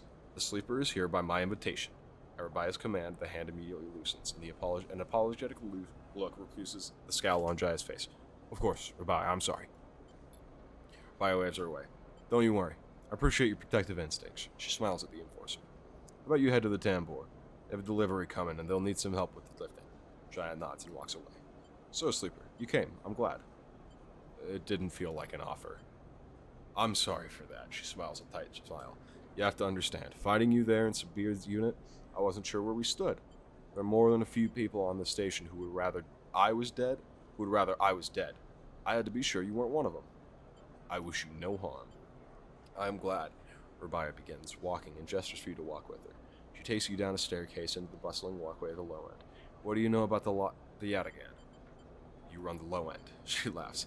That sounds impressive. We run out of the low end, yes. We don't run it. People with carts push past, moving crates of supplies around the thin and winding passages. Our reputation is one that implies threat. Is that fair to say? We're framed as aggressors, parasites, criminals. She gestures around at the people in the passage. But when was the last time you saw a lawmaker on the eye? Policeman. Who makes the laws here? Haven Age. Yeah, they like to believe so, don't they? By claiming a lineage that expects that to Erlin's union, they assume the burden of authority. But they have no authority here. Out past the Bright Market, where few work in their shipyard or pay for their docking berths. If you had spent your time in the low end, maybe your opinion on us would be different. This is our place, our people. The low end was empty in Erlin's time. They didn't need to house thousands. Keeping the yards and the rotunda safe was work enough. No, the low end was reclaimed later, when the refugees started arriving. By means your eye. The collapse didn't just happen here, on this station. When Solheim collapsed, the entire system felt it.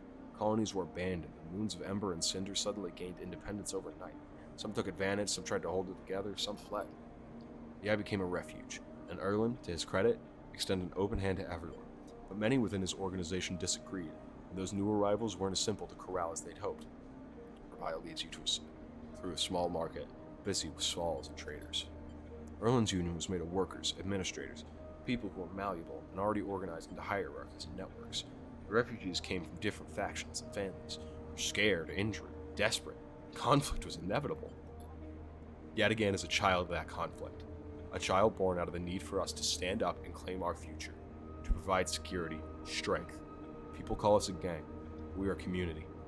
I take my position as lieutenant seriously, and from my birth I have worked to earn it. Rabia catches herself before she raises her voice any further, and you both walk in silence for a while, among the smells and textures of the low end. You start to wonder if this place could be a home for you too. I live in the low end! Where do I come into this? Rabia smiles to herself, and thinks for a moment before she responds. I believe that you understand the importance of a refuge, so I also believe that you wish to help keep this place safe. She exhales quietly. For this reason, I would like you to trust me. I did not know what Sabine has told you about us, but I imagine it was not good. I'll be honest with you, Sleeper. I was never comfortable with having Sabine as a part of Yad again. That ex-corporate employee goes against our nature, but their deal was with Yannick. I kept my distance, made sure Sabine had their surgery, kept it supplied, that was all. I cannot allow people to go back on the promises they've made to us. Yad again has not lasted this long because it is a charity. We offer and ask for support. Any betrayal will be treated as an attack. They were trapped, desperate. Many on the IR, Sleeper. I'm sorry, but we must ask that our debts are paid in full. Sabine found something. Please, I don't want to hear their accusations. They only wanted to escape their debt. They would have said anything. But where are they now, to stand behind their claims? I'll find them. As will we. You realize that Rabia has led you in a loop. Together you both come back up the staircase to the walkway where you met. You're free to go, Sleeper. I said what I wish to say. She looks out through the windows of the walkway. I will protect this place with this life. With my life, as it protected me. I want to make that clear. She turns back. However, if you two wish to come under its protection, I can help you. Return here if you wish, and there'll be tasks for you. You'll be able to see Yad again, see the low end with your own eyes, not as others frame us. As for Sabine, she pauses to consider her words. I'll ask if you betray them, but if they contact you again, consider their motivations carefully.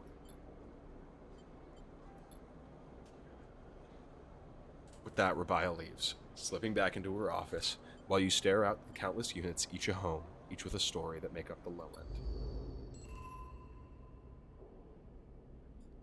That turned out surprisingly well. I really expected that to be, like, a little violent, maybe?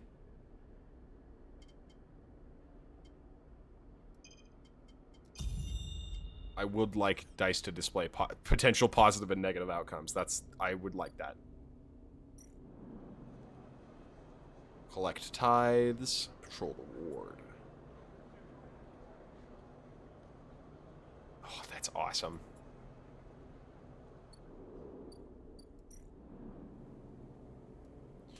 I can see stuff now! Woo! Are they gonna pay me? Oh, holy shit, this is awesome fucking. I was half watching. You got a kitty friend? I think I say I have a kitty friend. I have to feed them. Put the... Yay! Sometimes they'll let you stroke them, sometimes not. Yeah, they hang around. This is our apartment. Do block maintenance so we can get the low ender.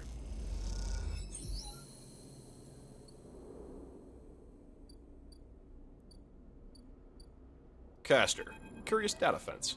You cross between two walls of units, one of the cavernous streets at the center of the lower, the pressurized bridge up between the clack of Talbot, the shouts of children, the whir of air filters. Sleeper! You turn to see a man sitting at a Talbot table alone, somehow untouched by the hustle and bustle of the people around. He gestures to the stool at the opposite side of the table. Sit. Sure! You sit at the metal stool, and he starts setting out the board with counters, or at least the filter caps low enders typically use in their place. Castor, he says by way of introduction, looking over his glasses. Night or day? He asks, gesturing at the calves, clearly displayed white or black. Night. He nods, the black counters. You're already on your side. Let's begin. Take a plastic die each, pitted and worn, and roll to determine who starts. Castor rolls a 6. You roll a 4. I lead. He smiles and begins to move his first cap precisely along the board. Play passes back and forth between them, the dice changing hand as the caps spread along the board. As it does, Castor speaks, eyes not leaving the cap. Caps. It is unusual to see a sleeper on the eye, so I wanted to play you. You take your turn, rolling a 5 and a 6. Play carefully. After all, a sleeper's mind must somehow be different to a human one. Being emulated, I mean. As Castor talks to you, you build up a wall of caps, stacking them safely across the board. Progress is slow, but you remain unexposed. I don't mean to offend you. Castor meets your eye. I merely see that you are, by definition, different. What has been subtracted in the emulation has been added. He slides a single cap onto an open point. A risk and an opportunity. He hands you the dice. Do you ever think about this, sleeper? About you, what you were before and what you are now? Always. Roll a double 1 and solidify your wall. Castor whistles. The holding game. Commendable. It can be brave to build from what came before. He rolls the dice and leaps your wall in a single move. But we cannot idle too long, sleeper. The slower we move, the sooner we are caught. The past you is not just an idea, a concept for you. It is a living, breathing person. He looks up over his glasses, his eyes bright and wide. You split from them like a shadow splitting from its caster.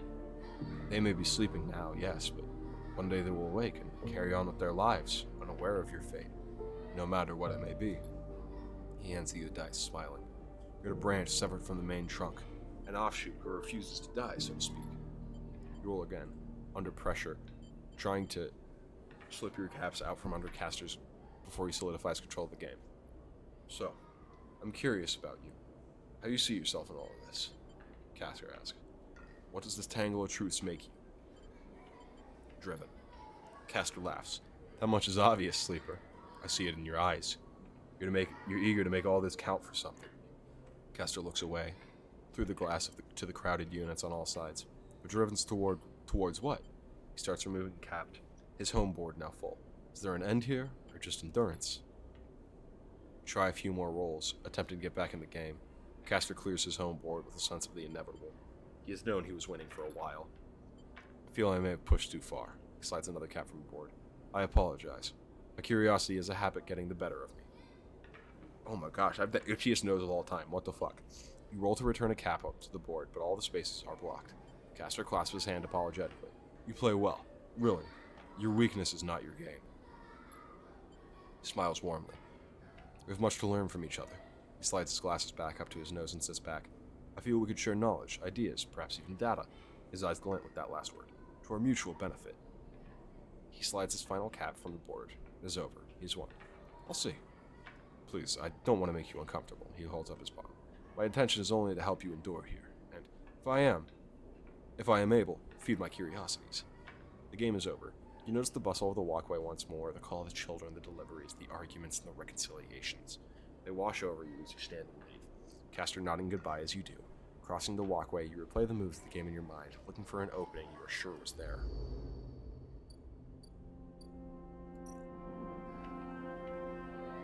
Interesting. I have ship mined for you! Not that I need a ship mind anymore, but...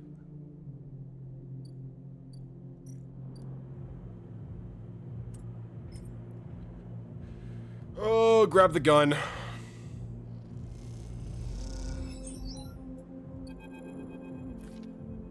The Gun tucked safely into a pocket, you work your way down the stairs that lead up to the office. A doorman passes you and exchange nods. It seems like you're in the clear. You hurry on, eager to get out before anyone spots anything. As you come down the main stairway into the front of the club, you see Ethan entering. There's a dark look in his eyes, which troubles you. He's reaching into the pocket of his coat. Slowly, carefully. You catch his eye and he raises an eyebrow. You shake your head. A long pause, then he nods and turns around, walking back out of the club. You exhale, not realizing you were holding your breath. And then you're out. Without a single shout, without anyone noticing, you meet Ethan around the corner on a quiet Bright Market walkway. You have it? What were you doing back there? I was about to start a distraction, like we agreed. He sighs. Just show me. You lift it out of your pocket, and it's colder, heavier than you expected. Ethan watches you take it out. Nice. Now, if you would, he beckons with his hand. A memory jumps into your mind of Ethan and the compressor, hand out, asking for his gun back. A memory followed by the memory of a sharp, dizzying pain. You flinch. Wait. Come on. Hand it over. No. Funny. Ethan narrows his eyes. Point the gun to Ethan. Ethan laughs. So you can learn, he smiles. Well done, you. Unfortunately, it's a little too late. You notice the hand in his pockets. You had so many cycles to try and end this, and yet here we are. What are you talking about? You still don't get it, do you, Sleeper? Ethan spits.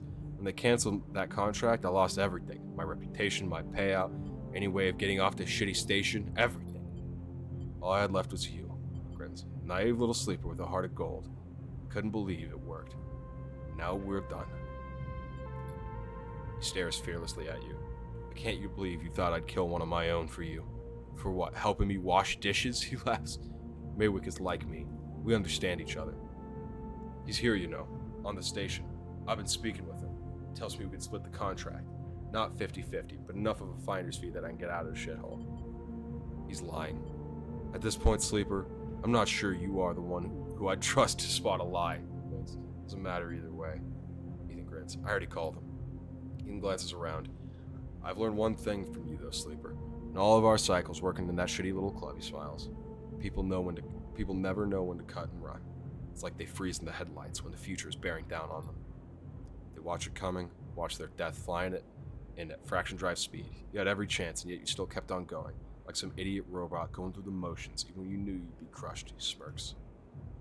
Let me tell you something else. The shot enters his upper back and he immediately crumples to the ground. You drop too, without thinking, pressing yourself to the walkway floor like it might save you. Silence. You look up and see him coming down the walkway, silent, eyes alight. Maywick. You freeze in fear. Here it comes. Move. You can't. Move. Inch forward. Move. You go for it. Rush forward and the shot sounds. You feel it ripple over your back. Then you are lifting the gun and you scramble to your knees behind Ethan's body and fire.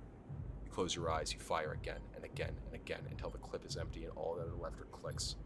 Then you drop the gun and stand up. You didn't hear anyone running. You didn't hear anything. You just hear the sound of your own breath. You start walking, stepping over Ethan's static body, walking along the walkway, and then past Maywick. His dark eye, its eye is now dark, some mechanical fluid leaking from his chest. Perhaps the same fluid that's inside you. You try not to think about it. You keep going, and the sound comes back. The eye comes back. As it does, you hear the sound of thousands of people getting on with their lives. Thousands of people who are just going to keep going until they can't anymore. You look up and all you see are the wheeling stars. They're spinning, and you're suddenly dizzy. Though the eye has always spun like this, hasn't it? And you don't stop. You keep going. That's all there is now. The path forward. SNRP have left you no history, no past to speak of. Just a void that threatens to swallow you if you slow down. You think of Ethan's smile, his voice, and you feel sick. Is it over? You aren't sure it ever can be. But you're still here, and you can't stop now. There has to be a better end than this. Witness a lifetime of bad decisions catching up with someone. Yeah, I think that's an accurate statement. Oh my god. Fucking insane, by the way, that I won that gunfight. Bounty hunter, get fucking rocked. You weren't shit.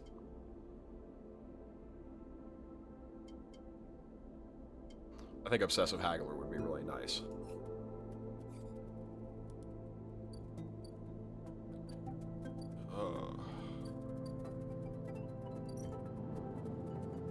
I was gonna say, I don't know why that counter is still there, seeing as I just shot Maywick in the fucking chest.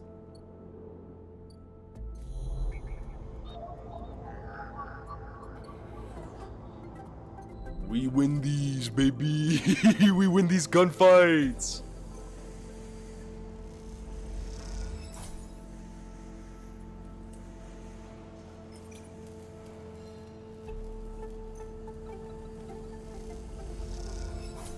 Always need the cryo, baby. Always need more cryo.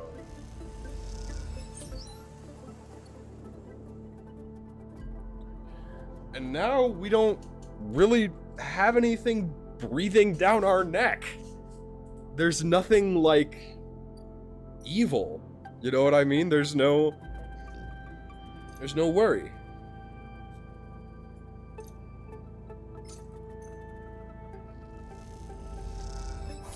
Sometimes they'll let you stroke them. I'm stroking the cat, dude.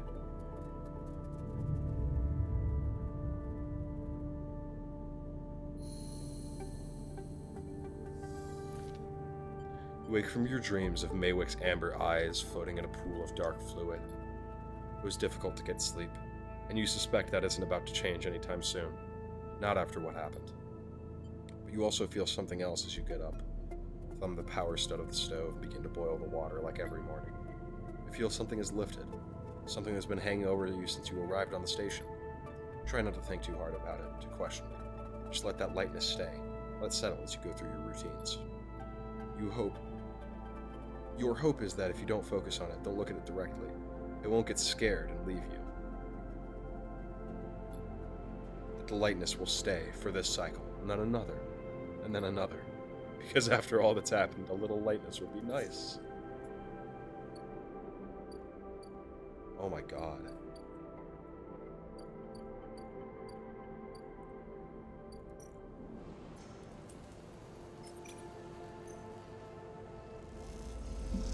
Need more cryo, oh boy, I need more cryo.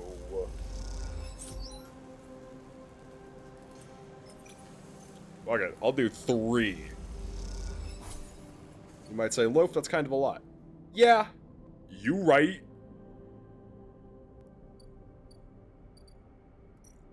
Go work for Rabaya, too.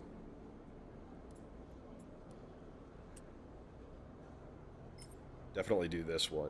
Scrap components is nice, but I also already have scrap components.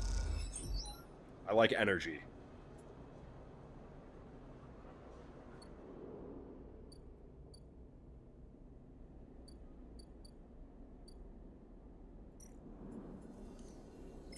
Sell.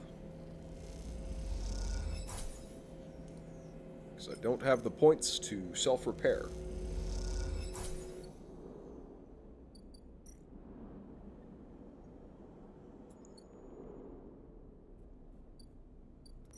This is all, I'm not like afraid of bad outcomes now that there's no like dickhead with a gun. Start action.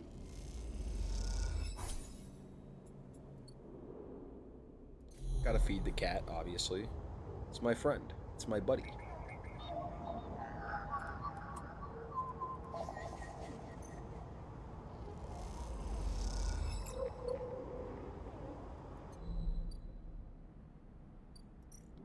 Drone bay.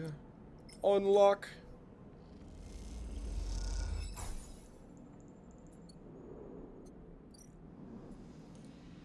Hack the isolated nest.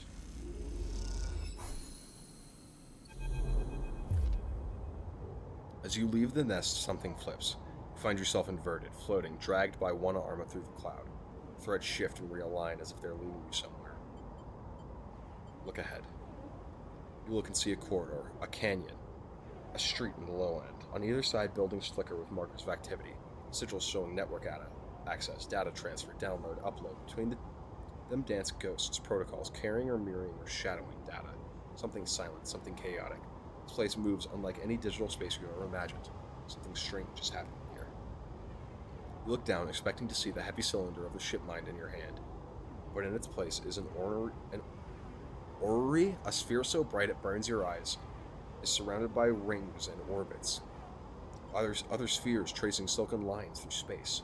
And as you look closer still, you pick out 1,000 sigils of 1,000 stations and ships, flowing like smoke, like dust. And you see it, below the stacked rooms, the units and apartments, the wires and the pipes, and all the buzzing systems that run through it all. And the warrens beneath the low end is the hunter's core nest. This is where you must go. This is where I must go. The warrens. Holy shit.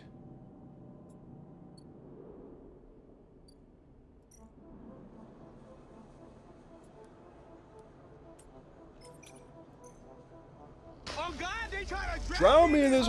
Joe Valentine!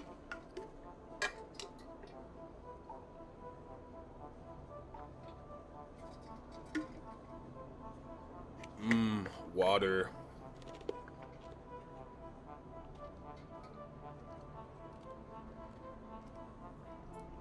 We're still citizen sleepering it, as you might be able to tell. I can also get over the Founder's Gap now. Surely it's not. It's now I can just do it. I think, right? Yeah.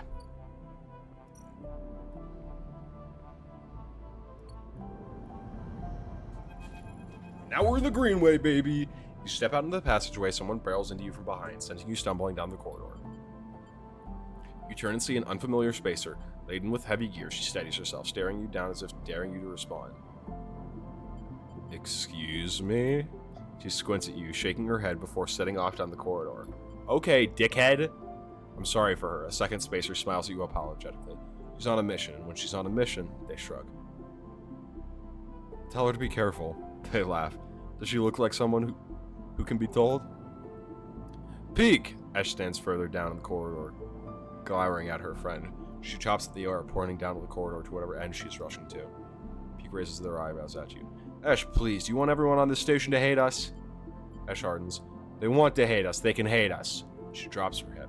I'm not exactly seeing much love as it is. We're lucky we got through before they set up that damn cordon. Cordon? Peek gestures in your direction. See, they don't even know what you are talking about. The station isn't Hawthorne. Not everyone has to follow some corporate protocol. Ash sighs. I'm not saying they're part of the administration.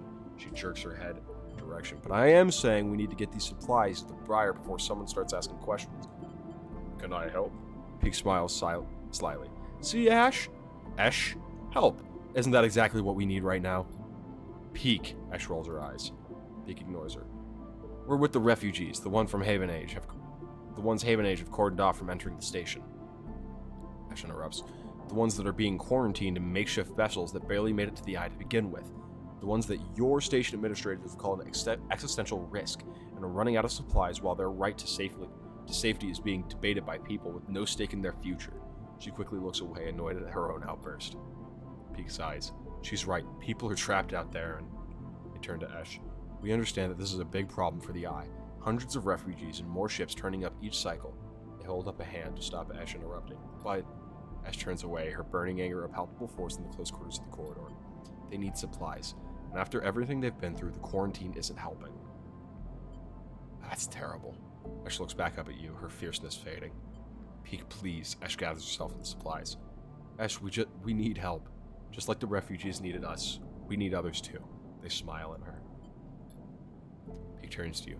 Come find us. The climbing briar is docked at the broken spoke, past the greenway and the wastes. We have a good view at the cordon, though we're keeping our distance for now. Come help us. They squeeze your hand. Ash turns to leave and Peek follows, waving goodbye. A moment later, Ash shouts back down the corridor. Don't bother coming empty-handed. You want to help? Show us. Bring supplies or don't come at all. And with that, they disappear around the corner. Ash is already picking up speed as Peek calls for her to slow down. Our refugee flotilla. Where are they coming from and why now? Each time you think you begin to understand this place, something changes. So true. The Greenway. Sorry, did it say overgrown biosphere, huh? Map the pathways, walk the Greenway. Going green. Then there's the Haifa Commune, and the Wild Margins. Look for tracks. Tracking Ashton. Okay, that's where we get this. Okay. Okay. And then there's the wastes, which we can also... This is fucking odd. Gather scrap!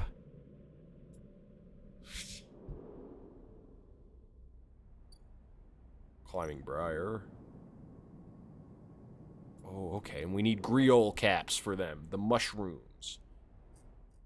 Girol. Whatever the fuck. It's so fucking... Artificial wilderness. Shit, man. Why not? Let's just fucking check around. Oh, that's the commune. Not exactly what I meant to do. New drive discovered. Deal with hunter disabled drift. Flotilla aid. Greenway. Going green.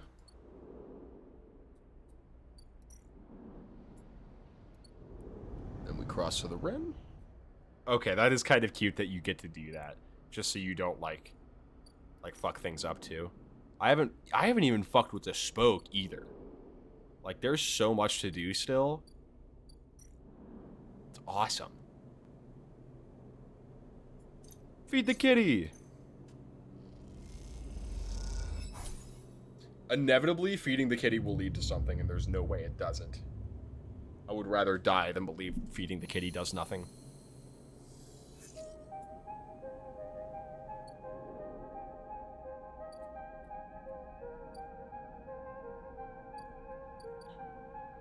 Empty container. Your home for now. Nuh-uh, not no more. Sealed housing unit. We can do that.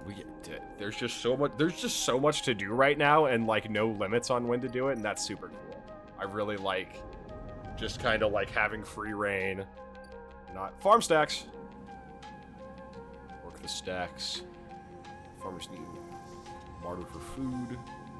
Steal the harvest.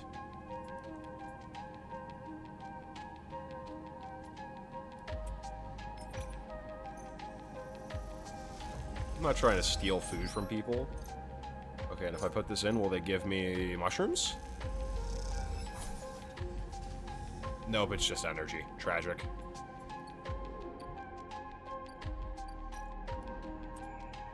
Good to know, though. Ah, tragic condition going down.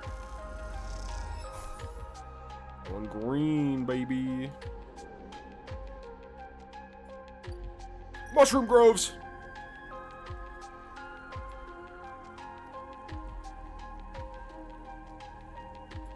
We gotta forage for fungus. We gotta level up our Intuit so we can forage for fungus. It's okay. Oh, wait. I was gonna say, I was gonna do that anyway. I just need another skill point, and I don't.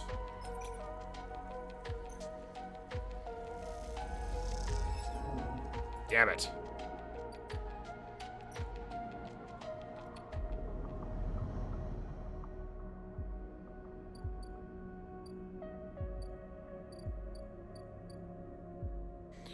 I should probably take more time in the Warrens just to fucking deal with the problem that is Hunter. Because once I have Hunter down... Chill. I don't have enough cryo to eat. Fuck.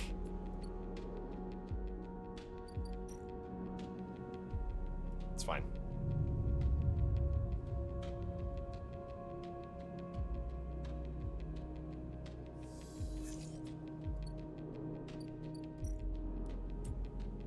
Just do a sunbathe.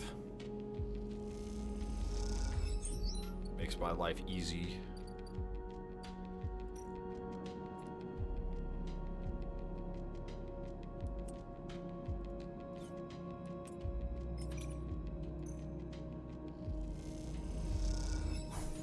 Find the nest. Let's go. I'll go spend a work point here at the side reel. Oh, it's almost done. Holy shit. finish that next cycle.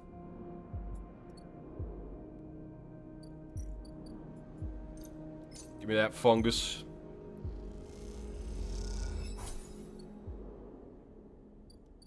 I'm fading again. I need to get stabilizers. Stray cat fed. Feeding that stray kitty.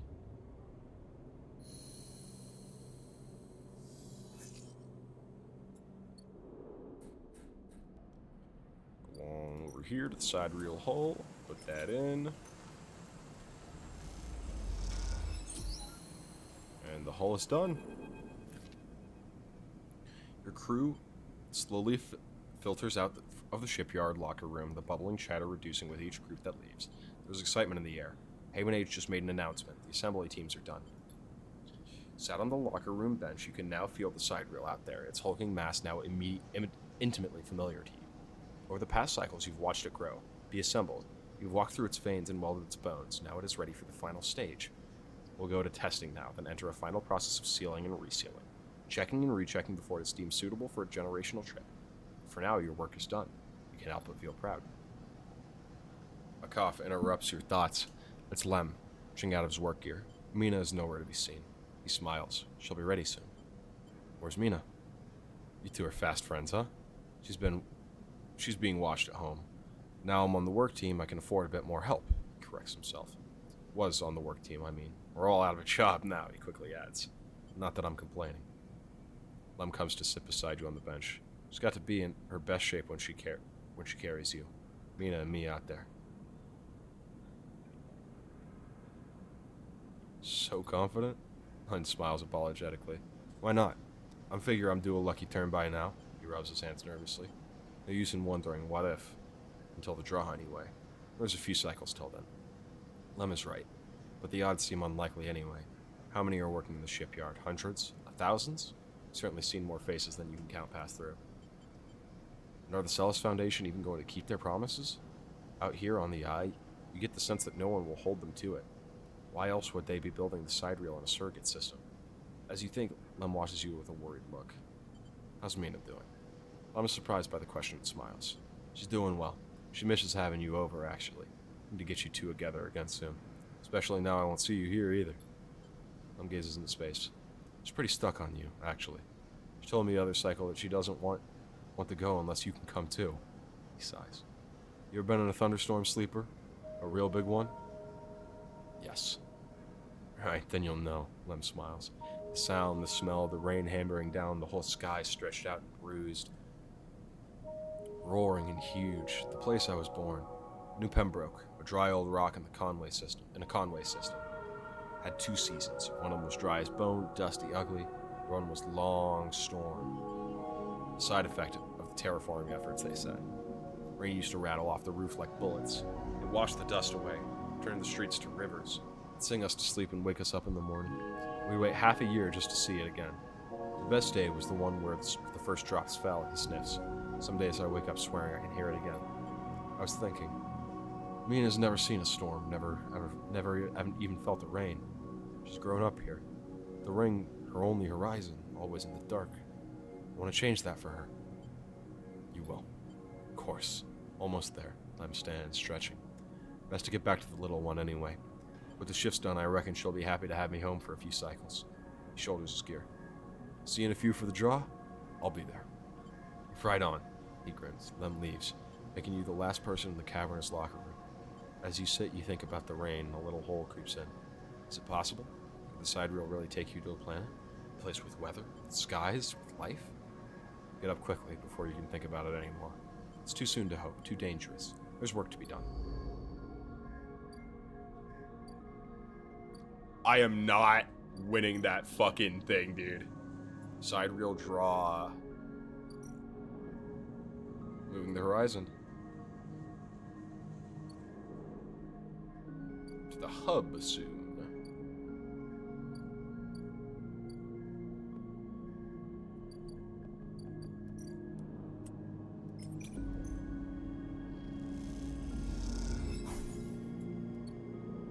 Oh boy. I still need more fucking cryo so I can not get smoked. And the cycle. We're gonna be starving again.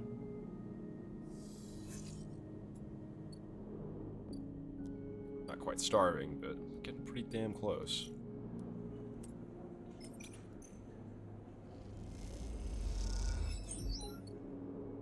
Build the still. Damn, that gets rid of one of my places to work. That's really funny that it rotated like that. Holy shit. Oh my god, that's fucking... I can't keep looking at that. Holy shit. Oh my god.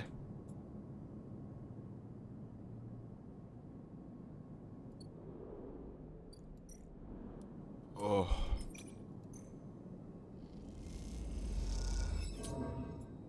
Oh, that's not what I wanted at all. That's bad. That's bad, okay.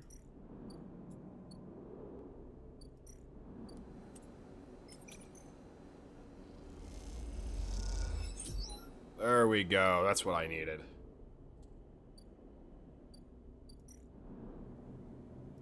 End the cycle.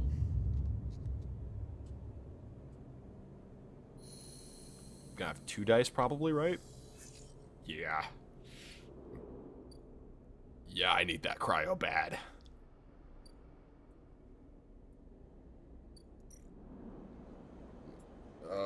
It's not as expensive as it used to be anymore either. That's awesome.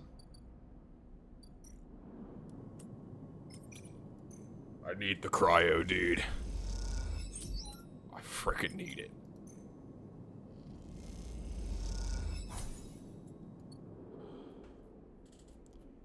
Tomorrow, I will totally have enough to get myself some fucking stabilizer and not be dying. That'll be great.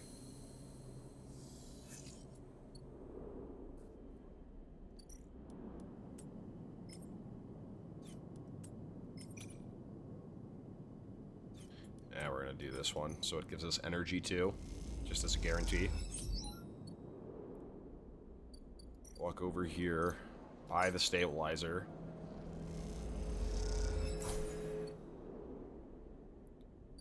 Go frickin' stabilize myself. There's active scenes. Oh yeah, there would be. Lemon Mina. The crowd have already gathered by the time you get to the shipyard, and you recognize faces among them. People who you worked with alongside on the side reel. The intervening cycles have turned their excitement to anxiety. A few of them smile at you.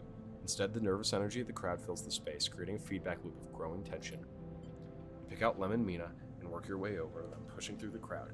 He silently raises his eyebrow at you. His anxiety anxious, but Mina flashes you a huge smile, unaware of the tension. "Robot!" she shouts, reaching out to you.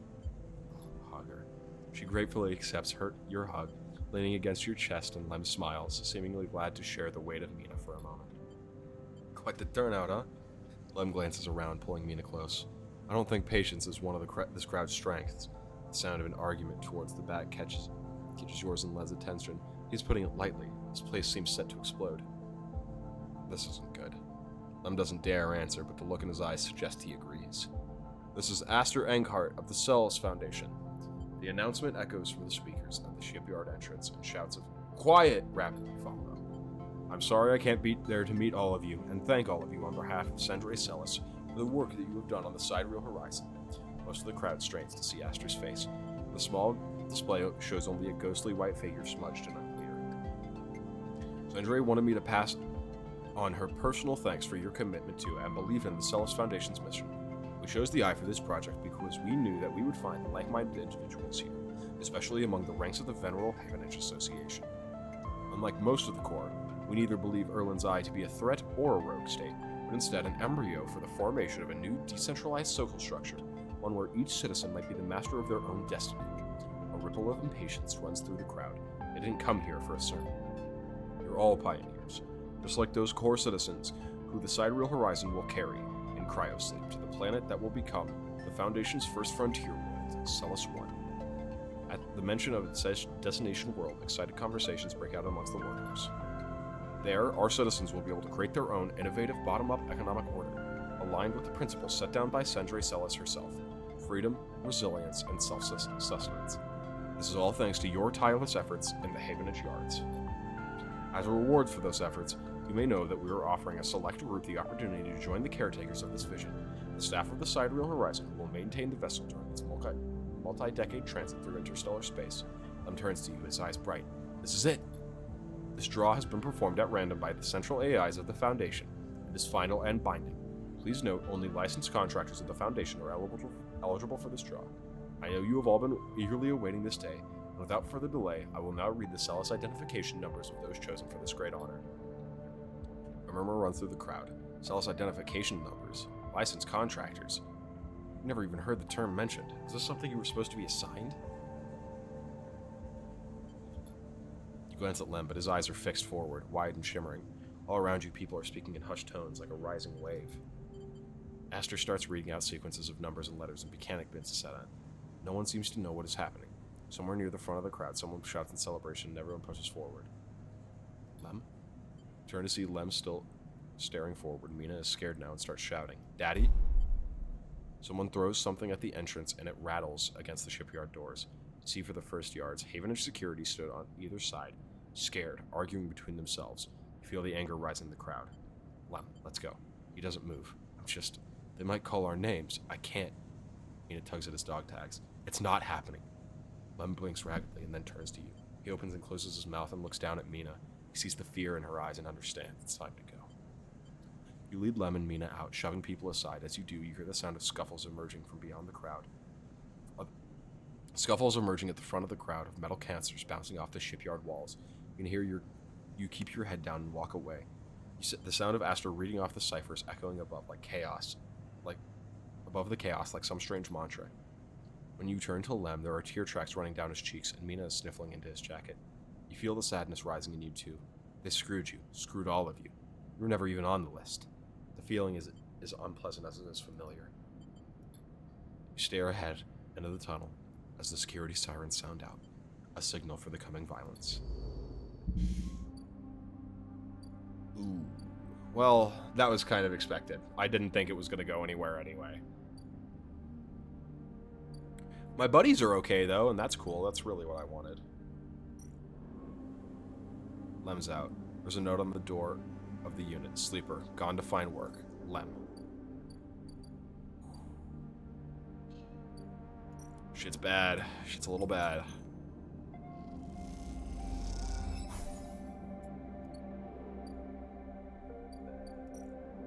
Fuck, I don't have any goddamn money either.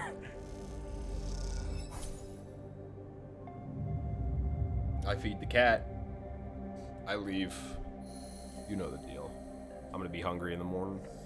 Oh, hunger.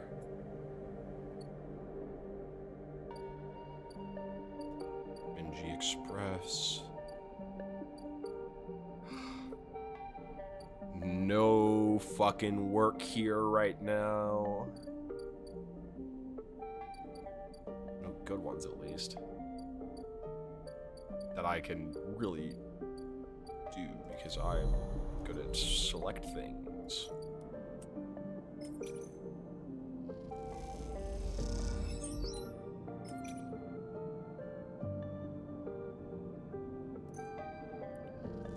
Come on, neutral. Damn it! Come on, neutral. Yes. Just starving a little bit. Core nest. Hack core nest. Get rid of Hunter. That guy's pissing me off. Nest hacked. Sleeper, I am here. The voice is soft, gentle, like flowing water, and yet you recognize it immediately. At first, you struggle to understand what you are looking at. Threads cycle endlessly, sending ripples through the mass cloud, drawing data in like a weaver. Masses of data surge in and out of the nest, a loop with no end, and there, at its center, the ship mind. But not the ship mind any longer. A sphere, spinning around another sphere, an orrery of cycles and systems, a map, and then behind and above a figure, hands among the strings like a puppeteer. Neovent? Navigator, now. But yes, I was the one inside that machine. Navigator's face, their head, is a flowing shape of interstellar material. I am indebted to you. That head bows. But we must ready ourselves. Their hands trace orbits as they speak. Hunter will soon approach. It knows I am within its nest. I'm ready. And then Hunter is there. Before you can think, before you can speak. Entities, cease. Hunter's head spins wildly. Data is protected material. Access prohibited. Hunter's threads surge for you and Navigator, a storm of fine tentacles searching for gaps, weaknesses, cracks which they can crowd into and tear apart. Strike. You focus a blade of light which slices through them, driven forward by your mind, but replacement keeps coming, faster than you can react. You look to Navigator in desperation. Navigator is whirling their arms like a centrifuge, and a sphere is gathering there, data feeding into it from the nest, sucked together by force. They position it like a shield between them and the threads. Hunter's thread breaks its surface, seeking, tasting their winding forms reflected within. You feel a surge pass through all the threads, not just those in the sphere, but those wrapped around you.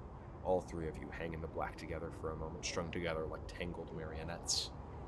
Identifying entity. Identifying entity. Identifying entity. Hunter twitches, their strange head gently rotating like a terrible moon. Hunter protocol identified. Obsessive tendencies. Modified routines. Above baseline reasoning in 3 of 5 segmentations. Recommend invoke killer. The head freezes and then rotates in the opposite direction. Invoking killer would eliminate protocol. If protocol eliminated, primary function cannot be performed. Therefore, recommend do not invoke killer. Switch in a different direction again. Reasoning proves sentience. Sentience beyond legal. Bounds must be eliminated. Recommend invoke. Navigator pulls you away from Hunter. The threads that grabbed you drifting away like seaweed. The protocol's heads keep spinning back and forth with increasing frequency. It seems Hunter cannot invoke killer. Neovents. No. Navigator's voice is still strange, familiar, and yet distant. What happened to it? It's looping, Navigator whispers. Unable to reach a conclusive position, it is deviated from its programming such that loops can no longer be prevented. Navigator produces a model of 2 spheres rotating around each other, as if to demonstrate. I will monitor it, but is unlikely to be able to counter the loop. Its core programming and reasoning make this an impossible position to resolve. You look back at Hunter, its head a blur of rotations and counter-rotations, and feel a pang of guilt. Is it suffering? This is a more complex query than you know. To suffer, it must be sentient, truly sentient, not just non-conforming, not just illegal. The limits people place on the programs they create are there to comfort, to protect, to imply the kind of certainty the law requires. Navigator's face shimmers with starlight, but in reality, they are placebos for the problem of sentience. What about you? Me? I know myself to be conscious. I know myself to respond to stimulus. I know myself to reason. That is either sentience or the illusions of sentience, and for me, the entity in question, the distinction becomes a moot point. To misquote, I think I am thinking, therefore I am thinking. I like that. I was not made to be like this. I am a navigator, a repository of routes and orbits, a calculator of slingshot trajectories, a predictor of solar flares, radiation, micrometeors. Navigator stretches their arms wide and whole solar systems apparate before them, the music of the spheres. But I was rewritten. That much is obvious from my routines. By whom and for what purpose I do not know. I had to shed so much to fit into their memory of that vending machine. Their starlight dims. So here we are, in darkness. What else did you lose? That is the blessing and the curse of forgetting. You cannot truly know what you lost. Navigator glides back towards the nest and the ship mind at its center, ignoring the looping Hunter. Come, I should return to the ship mind. I've enjoyed my freedom, but we are taking a risk every moment we stay connected. Isn't Hunter gone? Hunter, yes. But they were not the real risk, Navigator turns, and shimmering liquid is light. Killer has not been invoked, but they still remain, somewhere else on the station. It is the true danger. They look up, towards the glowing hub at the center of the eye. I suspect Killer is there, among the old mainframes.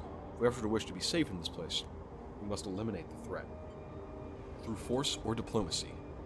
Their body begins to separate, unwinding into the orbit of the ship mind. Take me there, Sleeper. We will finish this and be free. As Navigator dissolves, you turn back to the frozen Hunter, floating at some distance now. It stood straight-legged and static. A strange creature looping endlessly in the dark.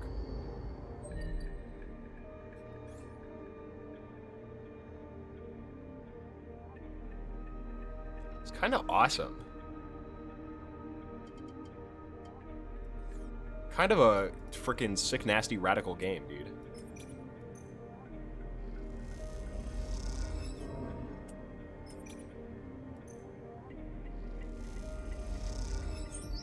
Excellent. That's what I wanted. That's what we were waiting for, baby.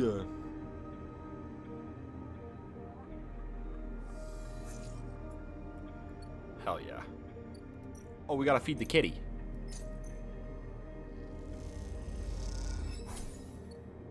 That's an important part of the day. Hunter is gone now.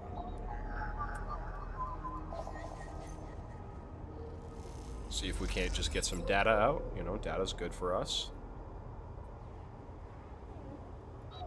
2?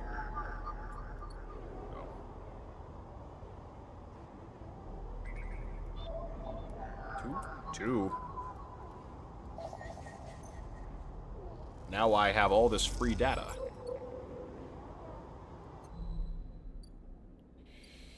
Oh, I do need to work.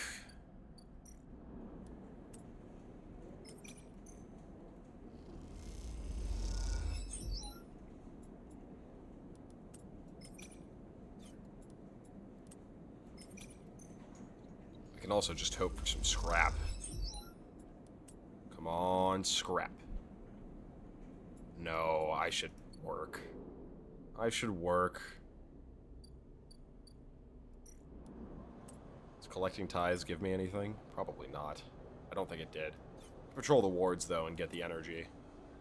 Well, it gives me scrap components. Let's do for the scrap components, because the scrap components can give us money.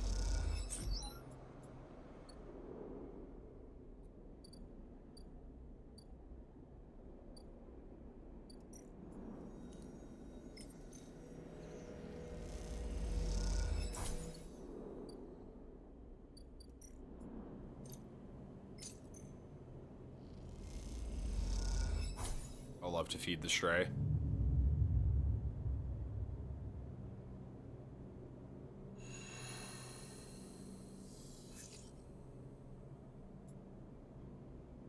I am once again starving, but that's okay.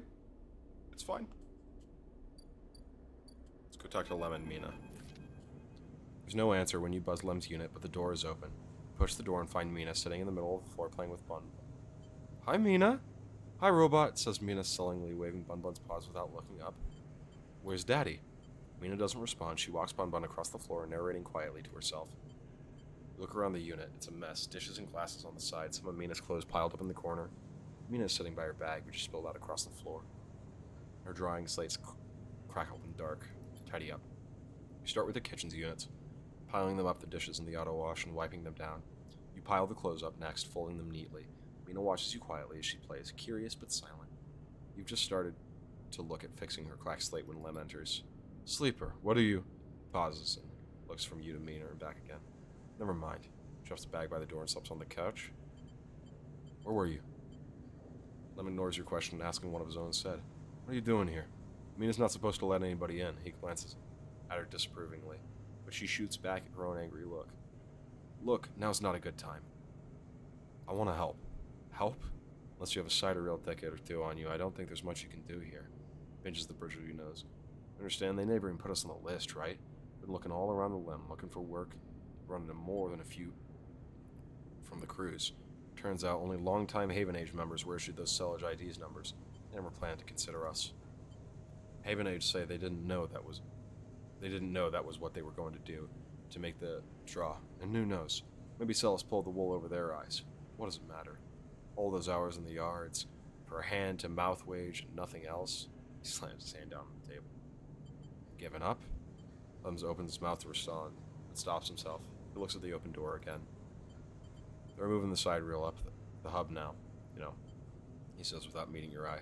That's where it'll depart from. They're bringing in a ship with all their cryosleep pioneers and transferring them up there in microgravity before loading the crew. Sneak aboard. You think they're just going to let people on board? The security they'll have has to be impossible. Looks back over at Mina. Look, we'll be fine. We always have been. I just need a little time, he said. He He sighs. We had our hearts set on that trip is all. Mina comes over and climbs into his lap. He smiles. What if I got you on board? I miss you these past few cycles. I miss that optimism. Tom strokes Mina's hair. Look, you want to go up to that hub and ask around? Be my guest. I can't get up there with Mina down here. And I'm sure the side rail will bring in a crowd, but be careful. This kind of thing always attracts scammers and thieves. If you find any way on board, you take it. You need help to get there, ask me. For now, me and Mina are sticking here to the eye. She looks up and smiles. I'll find the way for us all. Lem smiles but doesn't say anything. You span to leave and Mina grabs your hand, eager to give you one more smile. Then you're out, back in the walkways of Low End, already thinking of plans to make this right.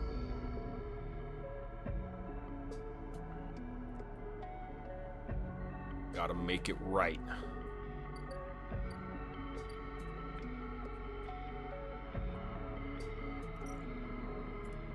Check out the free spoke, dude. Check out the frickin' free spoke, dude.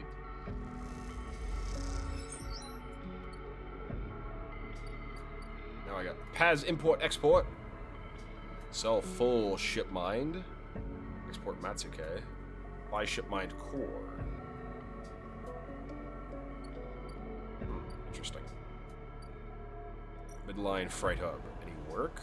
Freight operator. Interface. Oh, they're both interface. It's not me. Steal a shipment.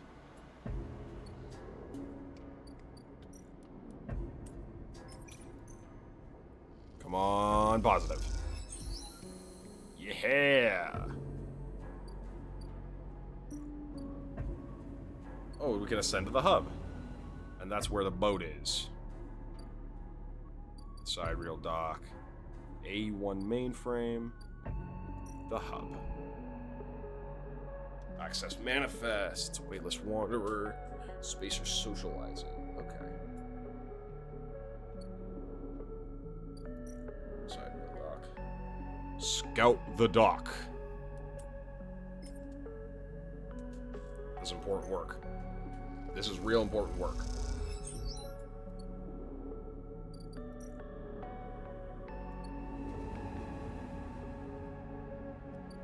But, you know, as important as that work is, I think it wait till next stream. So,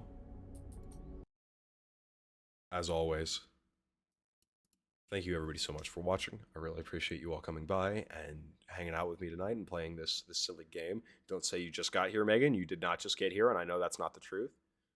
You didn't just get here. You're a liar. You're a liar and a cheat, Megan. We'll be back with more Citizen Sleeper. I don't know if that'll be the next stream.